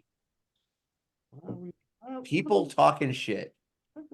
Can't we just have a nice thing without people being sacks of crap? No. I feel like I'm about to go on an Xfinity rant. Please don't. I want to know who these motherfuckers are. I'll tell you later. I want to know because I want to personally attack their shit. There's the hat. I will tell you later. Just know that we may have, when we do the knockouts episode on April 2nd, we may have, I may put together a presentation on those that can fuck up. Yeah, that's the look. That's from our video.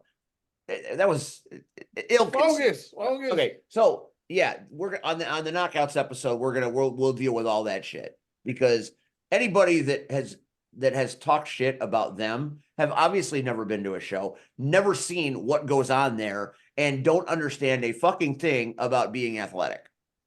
So if you are a knockout basher, I welcome you to engage in some kind of debate with me on social media because I will tear you up and spit you out. I'm inviting them all. There's a knockout episode coming. There is April 2nd. there is. I have not received an answer from Like a Boss yet, but I would will. think that some of the knockouts would like to come on and talk knockout business. I think You just have to remind me because I keep forgetting to put it in the Discord. So we as a show, even before we all got involved in the knockouts, we've been fans and we wanted to represent it and be a place to talk about it, to hype it up, as it were, because it means something to us. Anybody that works there, it means something to be a commentator for the knockouts. People are like, well, you're a wrestling commentator. What are you doing over there? I'm having more fun there than half the places. It's different, and it's the most family oriented place that it's amazing. And anybody that would come out and talk stupid shit, fucking trolls. They're all over the place. It's a goddamn epidemic. Let's go back to MySpace. yes, let's go. All right, so that's the beef on the knockouts, and we've got the big bout on Saturday, bingo tomorrow night. Rachel, are you tapping or are you hanging? I'm tapping. I have laundry to do. So. Well, we'll do it. Yeah, far be it from us to want to interrupt you and your laundry. Nope. Rachel, for being a vital part. You're a vital part of the show all the time, but tonight you were fantastic, and I appreciate you. I do my best. Thank you so much. And we will see you Saturday night in Homewood, or All we'll right. see you Wednesday night in Tinley Park. Yes. All right. I love you all. And there she And goes. good night. our resident Good night. knockout, the queen of the knockouts. That is Cactus Rack, Russian Blue, Sedusa, you name it. It's our Rachel. What are you about to talk about next before I start? All right, so we're gonna since Red is a man about town, we're gonna talk about all Red shit for a while because Red really enjoys talking about his stuff. Based on the JFW 17-hour, it was longer than fucking Get Back by the Beatles. That took 3 nights. This was Part one. Part one. There's gonna be more parts. You should just join JFW. You First can of all, PX. there were 4 parts. Hey, Red, you do what you like. Yeah, you do what you like. You do what you like, sir. I really enjoyed you and Travis and your repertoire. Your rapport is the word I'm looking for. You were in there being you, and we're lucky enough to get to have you being you on a weekly basis. But you were very much you, and you really played to Travis's strengths, and he played to yours. And I thought it was a fantastic dynamic.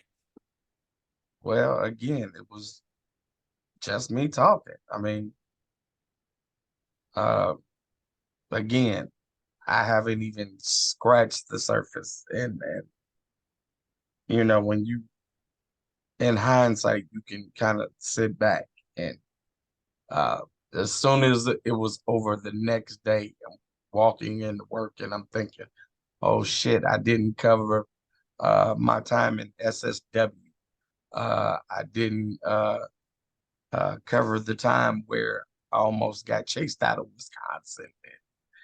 And, just different stuff. I haven't even touched on really the elite days after we took off as the Soul Touchers.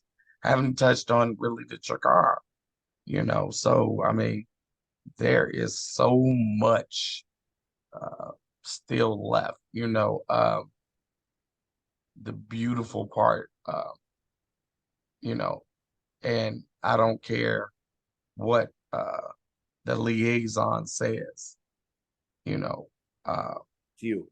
my best times were at IPW. I'm not gonna say I had free reign. Poor Sean But- Danger. Pretty damn. Pretty damn. That boy almost died. You Right. almost killed, man. Right, but I had control over, if I want to do something or not. And it was always, yeah, I'll do it,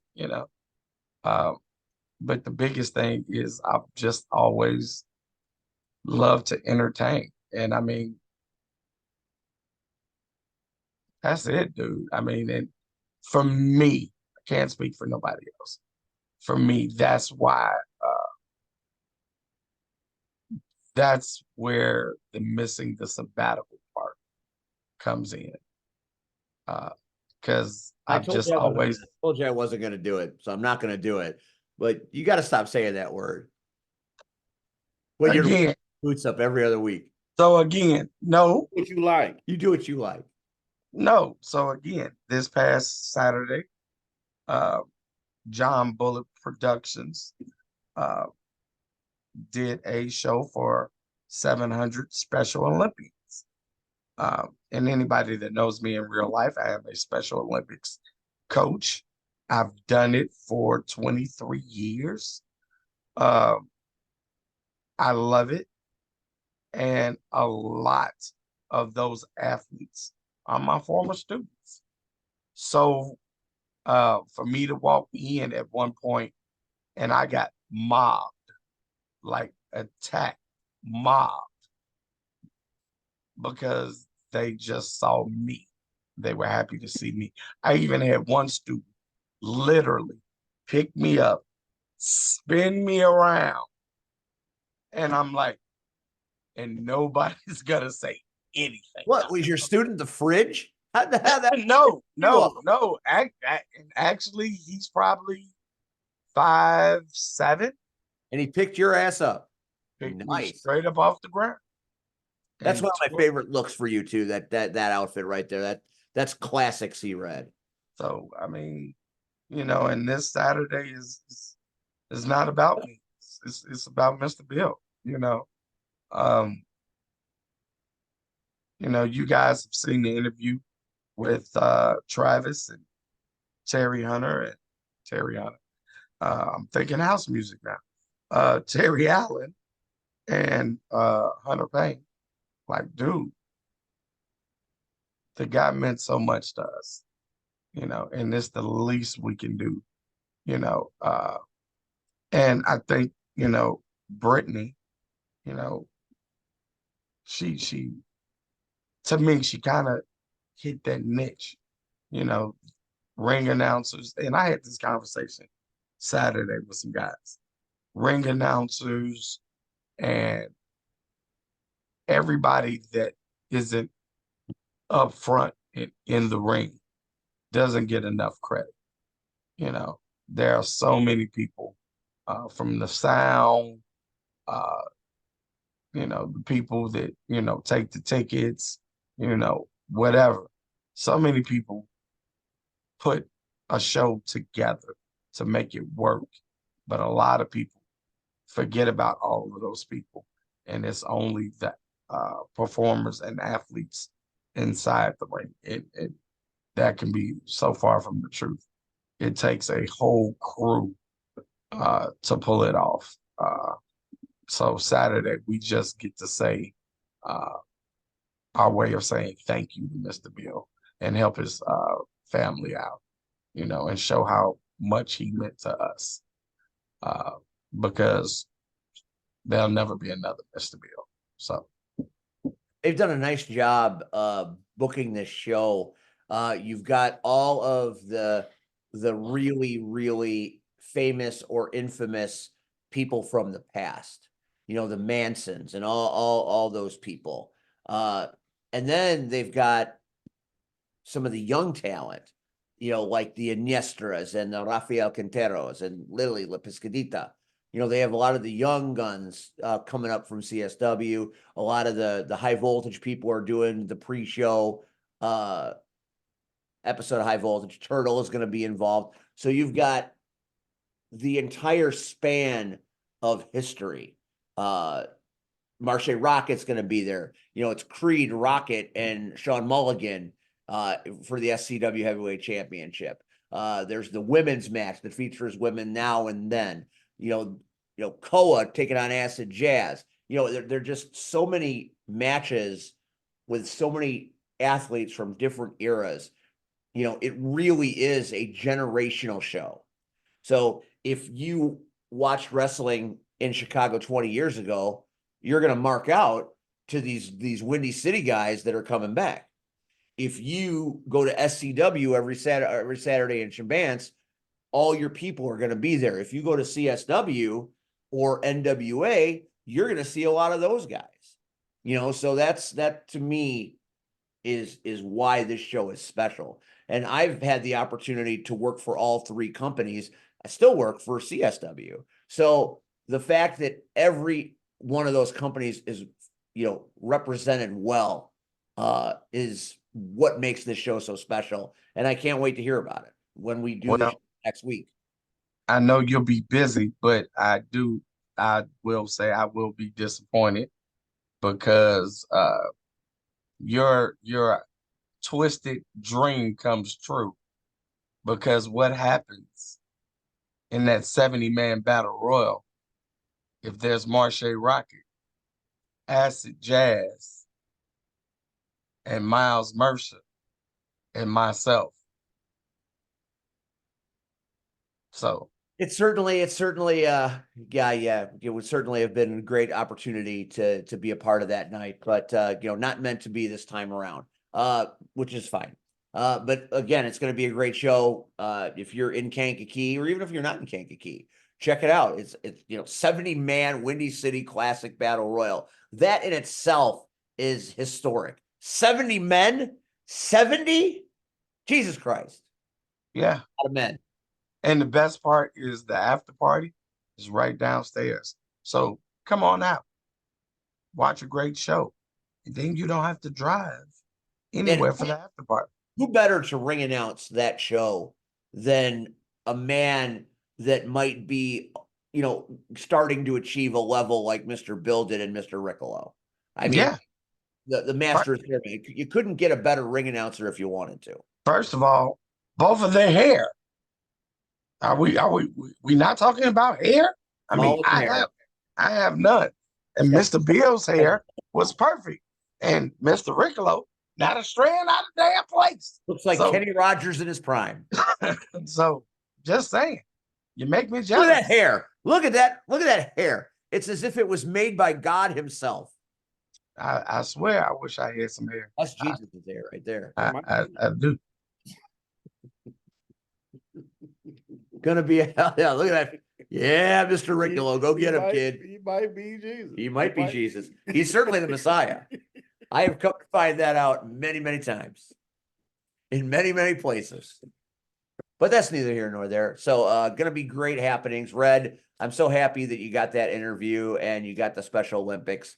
John Bullard Productions looks every bit as good as advertised. Can't wait to see what they do next. And I can't wait to talk about the Mr. Bill Classic. I think that's gonna be you're gonna be my eyes and ears. You're gonna tell me what happened. And if I get the ARC touches hybrid that I've always wanted. Well, all I will say is 700, and we haven't even scratched the surface with John Bullard Production. They want us back, and trust me, my intent is to make sure that building is standing room only. And if C-Red is putting that out there in the universe, C-Red's awfully good at manifesting things, Mr. NWA. I don't know what you're talking about. Yeah. All right. So, look at that. See, there, Mr. Riccolo is Jesus. And we're closing down on Easter too. So Internet don't lie. it don't lie. It's out there. We had Chicago style wrestling over like Clover this past Friday. I'm going to take you through a couple of the amazing things that I got to see. It's now available on IWTV. If you have it and you want to watch it, it's out. Gringo Loco versus Heather Reckless. Now, I know a lot of people are talking about the main between Speedball Mike Bailey and Conan Lycan. And it is a match that puts the main in main event. It was spectacular. But Gringo Loco and Heather Reckless did some of the finest storytelling I have ever seen. And, Heather Reckless, she's been a phenomenal talent for a while, but that girl leveled up in ways that I didn't think were possible. The match between Gringo Loco and Heather Reckless, she whipped that boy's ass for half the match. And it was what they were doing in the high rent district made me nervous because they were executing some dangerous shit. And there were some spots outside the ring on the floor. And I was like, God damn. And then after the show was over, I don't really, when people come around in the bar, I'll say, hey, nice show, good job. I sought her out because I wanted to say, I've watched you wrestle for quite a few years now. I've called many of your matches. I have never seen you do tonight ever before. And you were amazing. And she obviously was thankful and such, but it's one of those moments when somebody has a match, you're so blown away by what happens that you have to go up to them and say, that was amazing, because it was absolutely amazing. So check it out on IWTV. You will agree with me. I had never got to see Speedball Mike Bailey work before. I was letting the best things in life pass me by. What an athlete, what a performer. And he and Lycan had a classic, an absolute classic. And Conan gets the win, but it was a difficult one for him. But I think this was one of those matches that will loom large in his career because he elevated himself even higher, and he has fought some high-profile people in the past. But this win, man, there was some crazy shit. So check it out on IWTV. Lycan's still the champion. I'm hoping Mike Bailey comes back and does his thing some more. You're not going to believe who the number one contender is for the women's championship. Who is it? Amina Belmont won that match. Over Sky, over Maggie, over Lily. Okay. Man, that was a hell of a thing. And do you remember when we were talking about Iniestra versus Missa Kate? Yeah. Don't ever get on Missa Kate's bad side. She crazy. Okay. I think Iniestra is going to have bad dreams forever. It was, obviously Iniestra did not lose his title, but there were shenanigans brought on by the brass holes, and there were more masked vigilantes afoot. But Missa Kate taking on one of the top-notch in-ring performers, the Metro Division champion, and she was every bit ready to win that title for 3/4 of the night.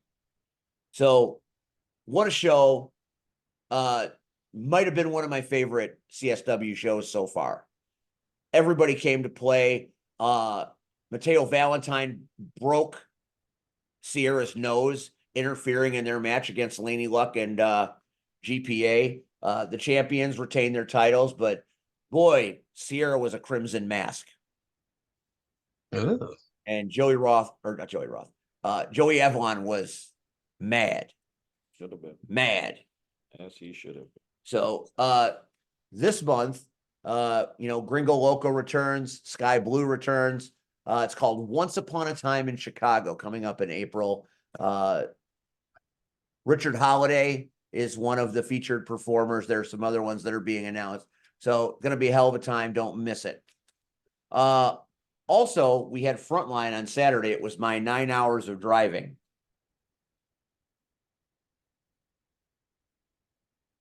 What a passionate crowd. What a passionate group of people that are Frontline.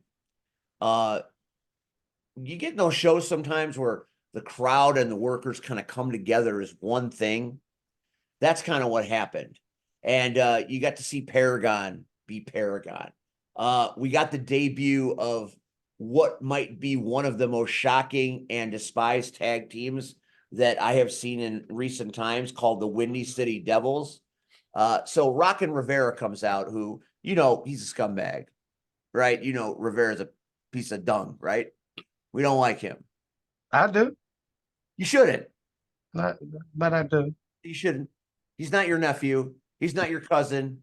He's not a stepbrother twice removed. Finish. He's a piece of crap. And guess who his tag team partner is that broke every heart in the building, including mine?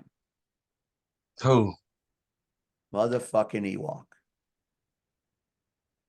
Ewok made that turn to the dark side. Man, that was hard to watch.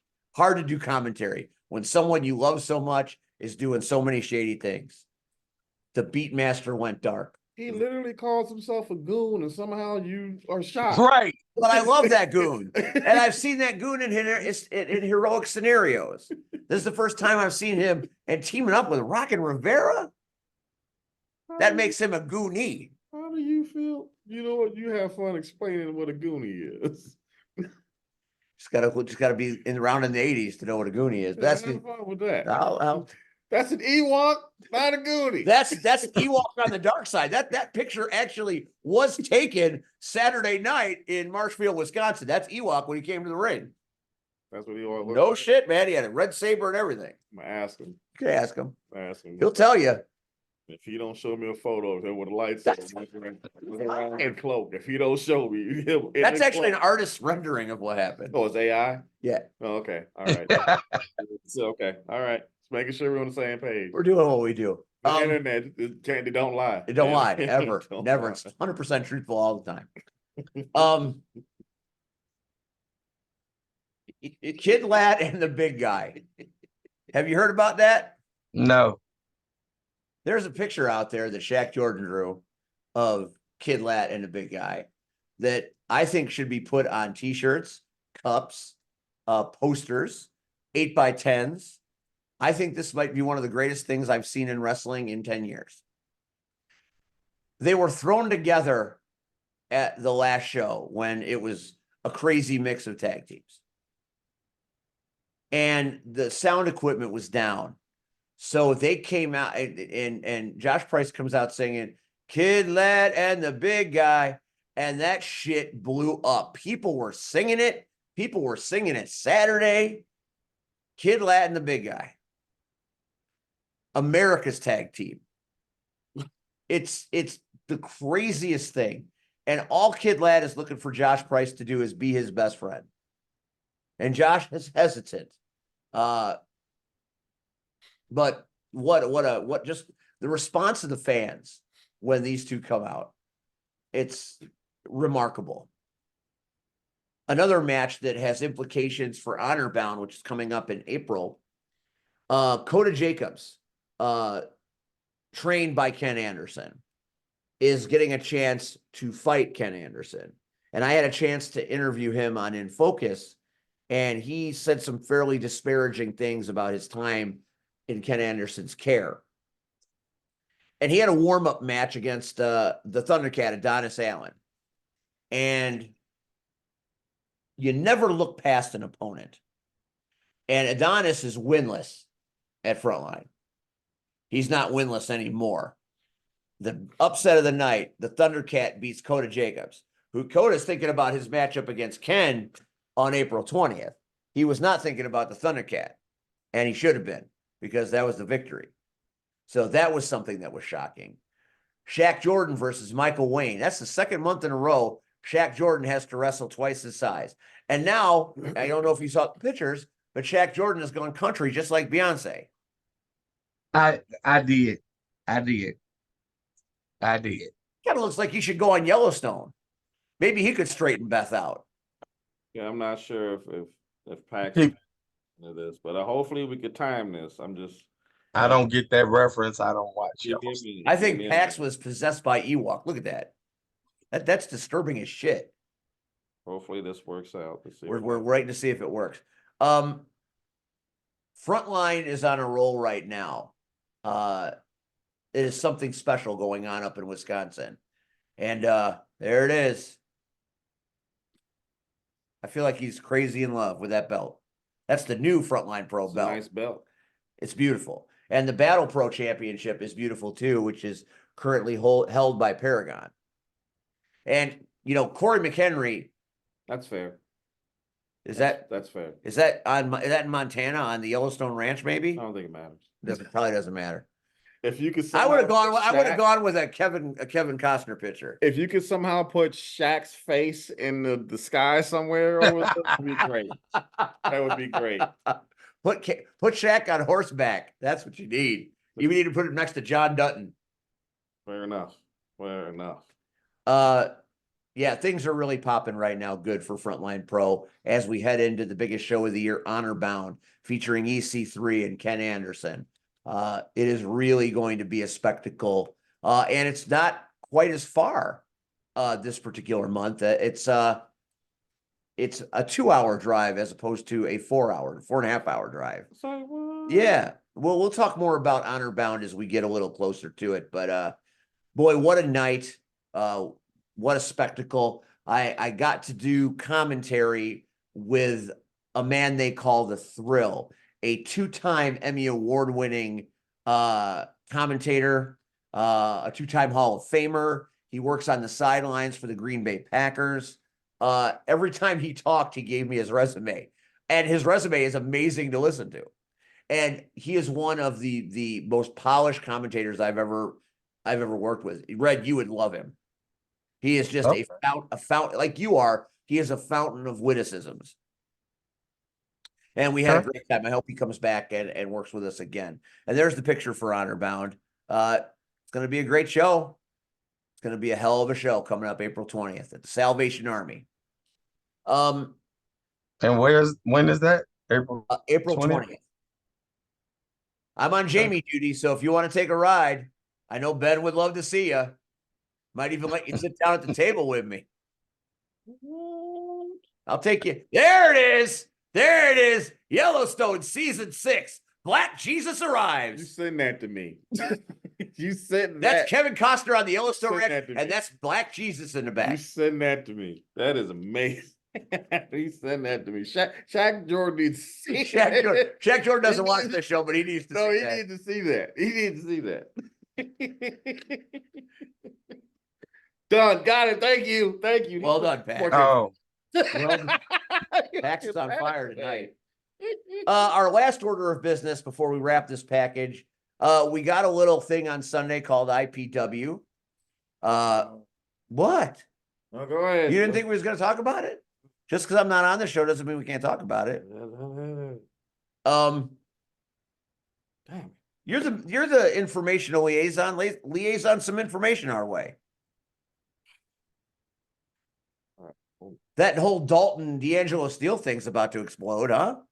Yeah, I guess. Man. What do you guess? You're the one that's been lighting the fuse. Because everybody keep trying to, 2 out of 3 falls. First fall is Dalton's choice, which will probably be a death match. He already said it's going to be a tables match. Okay, so the second fall is Steele's choice. Is it another steel cage? It wouldn't surprise me at this point. And then the third one is last man standing. What is this match? 6 hours? If it ever comes to that, you don't know. It's a 6-hour match. Well, I got time. We're gonna have to give the VFW people extra time. They'll be fine. They there till Thursday. That's true. That's fair. That's fair. That's fair. They'll be fine. So that is that is a match that has been writing its own story for the last several months. So it all comes to a head here. yeah, Rachel. I think someone's gonna die. Yeah, we'll see. We'll see what happens. As long as Rachel stays home.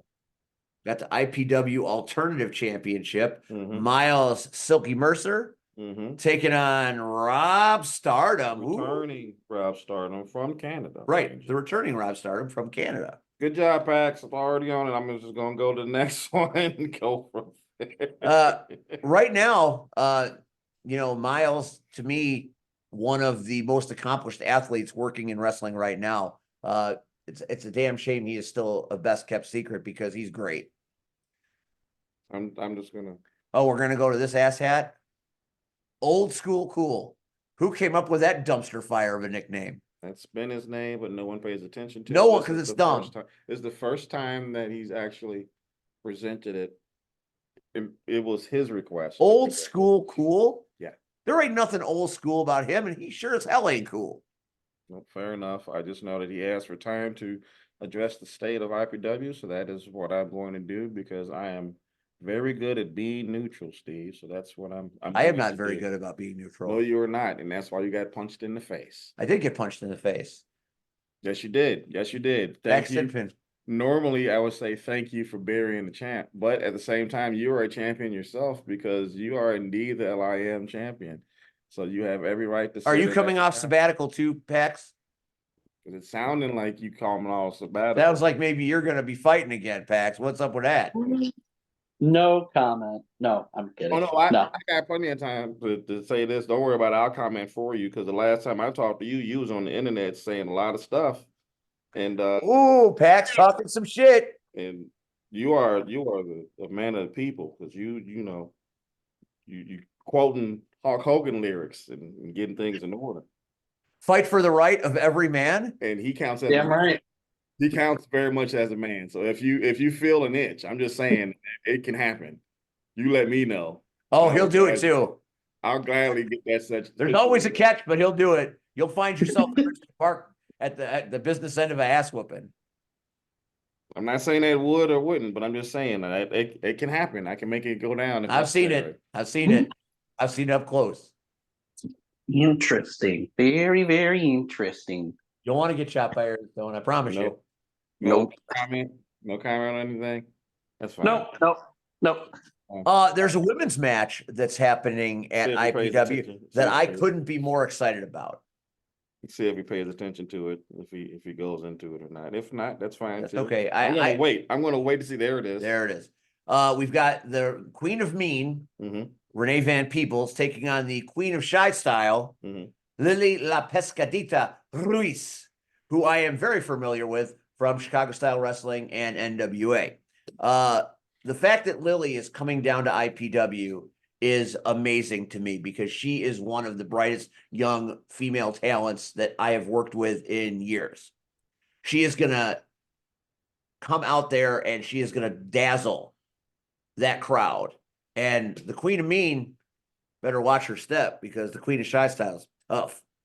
Yeah, well, I do know that they're going to be in that 6-way match or 6-woman match the night before over in the Mr. Bill Mr. Classic. Bill. So they're gonna, So if any heat happens there, it could spill over on very your much lap, so, very Mr. much. Liaison.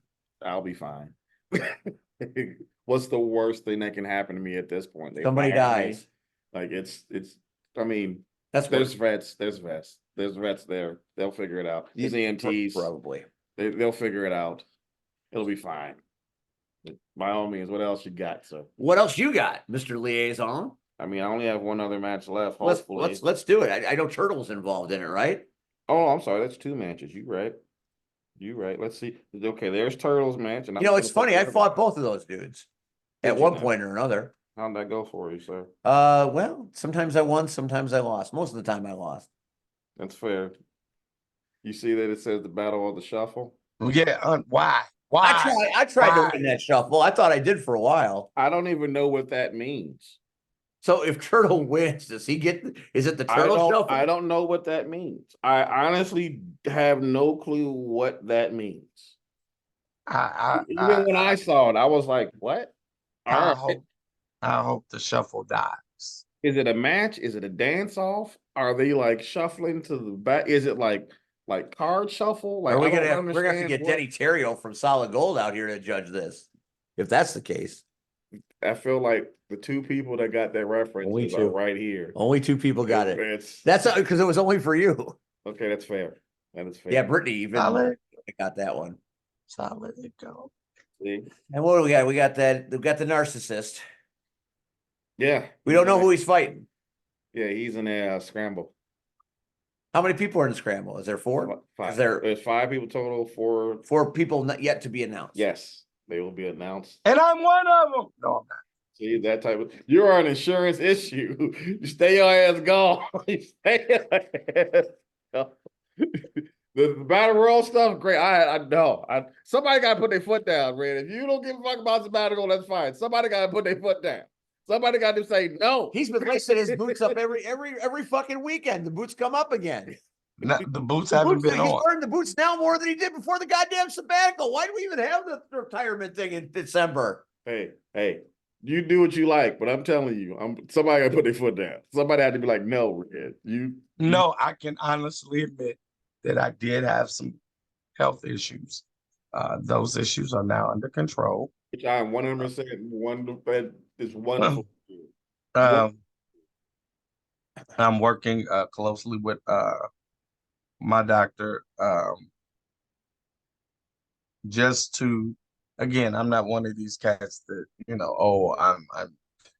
on this health kick now. No, hell no. But with 3 grandchildren on the way, I want to definitely be around to see them born, and not only see them born, but just live their best life. So again, but I can contend that especially during the end of 2023, there were a lot of health issues that not so much as I refused to address, just I couldn't address them because of other things going on in life. So now that I am back on the right track, again, I'm not, no way. Sabbatical's over. You stay gone. No, Stay gone. You stay gone. You made your boots on at spring break because I don't know what a Texas tornado match is. I'm going to need you to help me. As we have learned through this show, through the first guest that was up, or the first person you guys talked for about an hour and a half, there's an abundance of things you can do other than wrestle. You can find something else, and you'll be fine. No, I'm good, and I won't be at the show Sunday because I'm cooking ribs. So You show up when you feel like it. Bring some ribs. Doors is open whenever you feel. You figure it out. fucking bullshitted me to going to super wrestlers because the whole fucking charcoal grill of meat and me and Jay Becker are looking for some samples and you didn't give me shit. Hey, I'm gonna do this one time and then I gotta eat. I'm gonna leave this out there and you decide what you want to do with the information. I'm just gonna put this up and then I'm just gonna for like 30 seconds, okay? It's just gonna be up there. You do what you want with it. That has nothing to do with this weekend. This is the next one coming up. You do what you want. It's me just doing informational liaison stuff. This is you just sit there, just go well and keep looking at it. Just look at it for whatever it is. It's the only time I'm gonna bring it up. April 28th. It's the only time I bring it up. Go from there. There'll be more information. Of course, we got to get through this one first. We got to get through the Sunday first. But it's the only time that I'm even going to try. See, look at that shit. Look at that shit. There he is. I'm just going to try to. I think this might be the one time the Soul Taker might be in trouble. I'm just going to put that out there and go from there. Now I will casually just go back to doing other stuff. I'm going to pick literally any other photo. You just pick any other photo you want. Any other photo. Well, it's for a good event, so who knows? It is for a good event.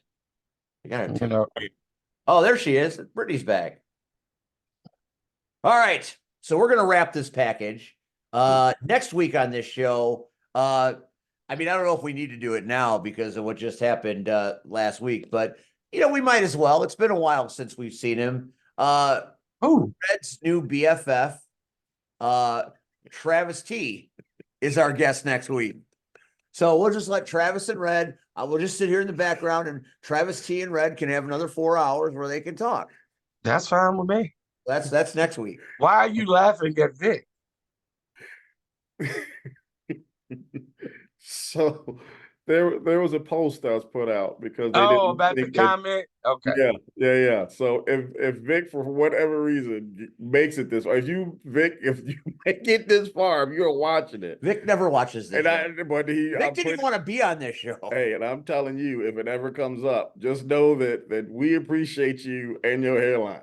Make sure that we understand. As someone that is bald, we fucking appreciate you and what you do. Just gonna put that out there and go on about my business. Neat. Get this out. All right, so we're gonna wrap this package, and I'm gonna do a little bragging right now because I can. I'm gonna show you just a little clip to take us home of a proud papa moment.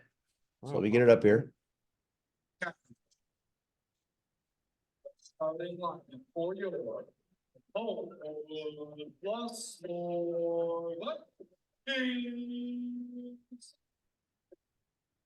Junior Libero #1. There's that fucking stud. Look at that guy. That guy's gonna whip somebody's ass. And they won, so tell him They're congratulations. 2-0 right now, I think. So tell him congratulations. They're 2-0 right now, so they're riding high. I had no idea volleyball was going to be his vessel, but I am so happy it was because he has been remarkable at it. Dina sent me. I didn't get to go tonight because I was here. We had a commitment. So Dina went to the game, and she sent me the introductions, and I'm watching that as I'm driving here, and I'm like tearing up, man. That's big shit right there. That's like bull. That's like Derrick Rose intro from the United Center. So that was a proud papa moment for me. Dude, I think anytime we watch our kids do something that they love, you know, we're able to poke out our chest just a little bit. Yeah, You I'm know, excited to yeah. see where he goes. You know, I've had those moments, you know, whether most of my daughters were cheerleaders. And I was that cheer dad. Like, I didn't give a damn about the game. I just wanted the cheerleaders. When my one daughter decided she wanted to wrestle and become second in the state. Like, what the hell? Now, this is the picture that when I saw it, I'm like, really? We've got two women. And they're sisters. Yes, sir. Wow. Listen, those are family friends As from they should be. Oh, As they should be. Brian has known those two girls since they were like 3. Hey, Rion, isn't that how it always starts? Hey. Nah, it ain't Hey, like that. hey, Ain't like that. hey, Get your mind out the hey, gutter, old man. I get in trouble by myself. I don't need any But help. I love the of any sign. kind. Number one on the court, number one in our hearts. Absolutely. Hey, That kid is going to be so much better than me at everything, and Hey. that's the best I can hope for. I've been tortured enough by Lifetime to know that's normally how it starts. I could tell you stories, but I'm not going to do it. Just gonna Just go right to that. Just go right to that poster. In our hearts. All right. Thanks for watching tonight. This has been the Power Hour. We appreciate your time. Thanks to Brittani for being an exceptional guest. Thanks to It Cactus was awesome. for doing great work. Thanks to Pac-Man and Rion for being on the photos in a fun way. And of course, always thanks to C-Red and of course the Rodney Mack story will live in infamy amongst wrestling forever. I'm surprised Ray didn't find that picture. Next week on this show, there he is, Travis T. He will be our guest. Thanks for watching. Thanks to Brittani, and we will see you next time on the Power Hour. Be nice to each other out there, huh?